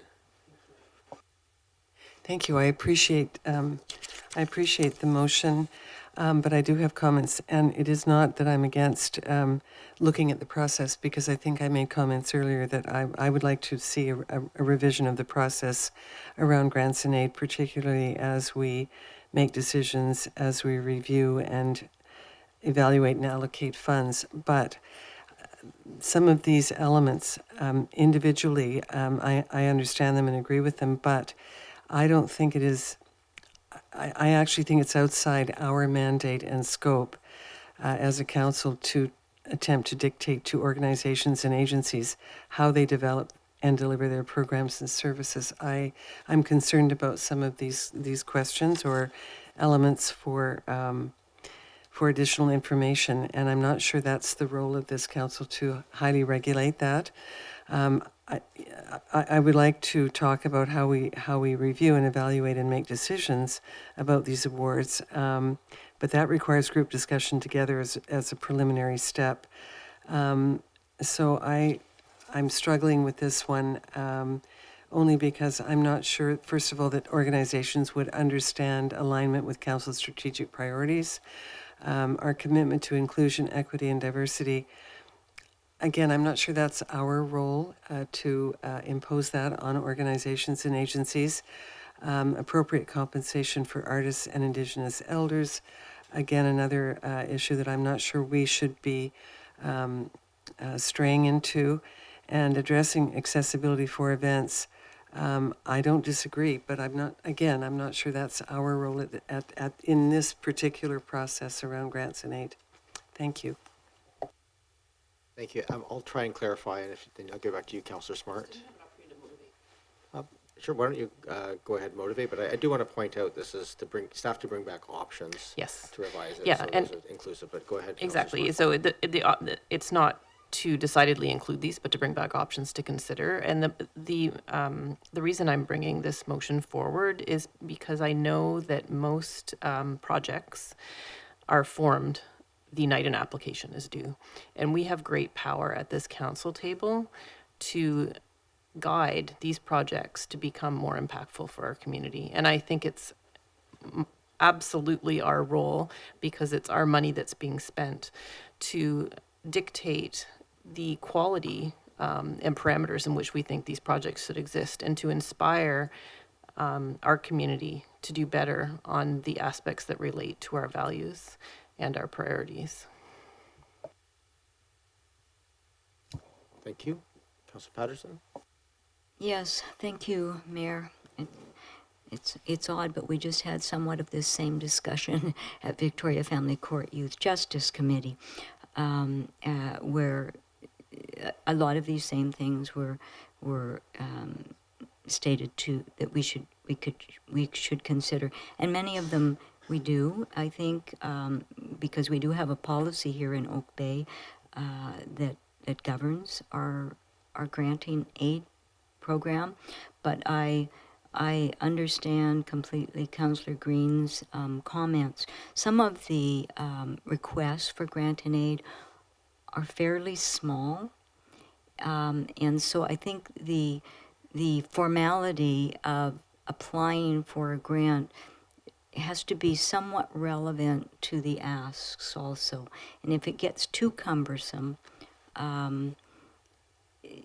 it might actually put people off of it. I don't think it is our role to ensure that every application that comes to us meets all of those criteria.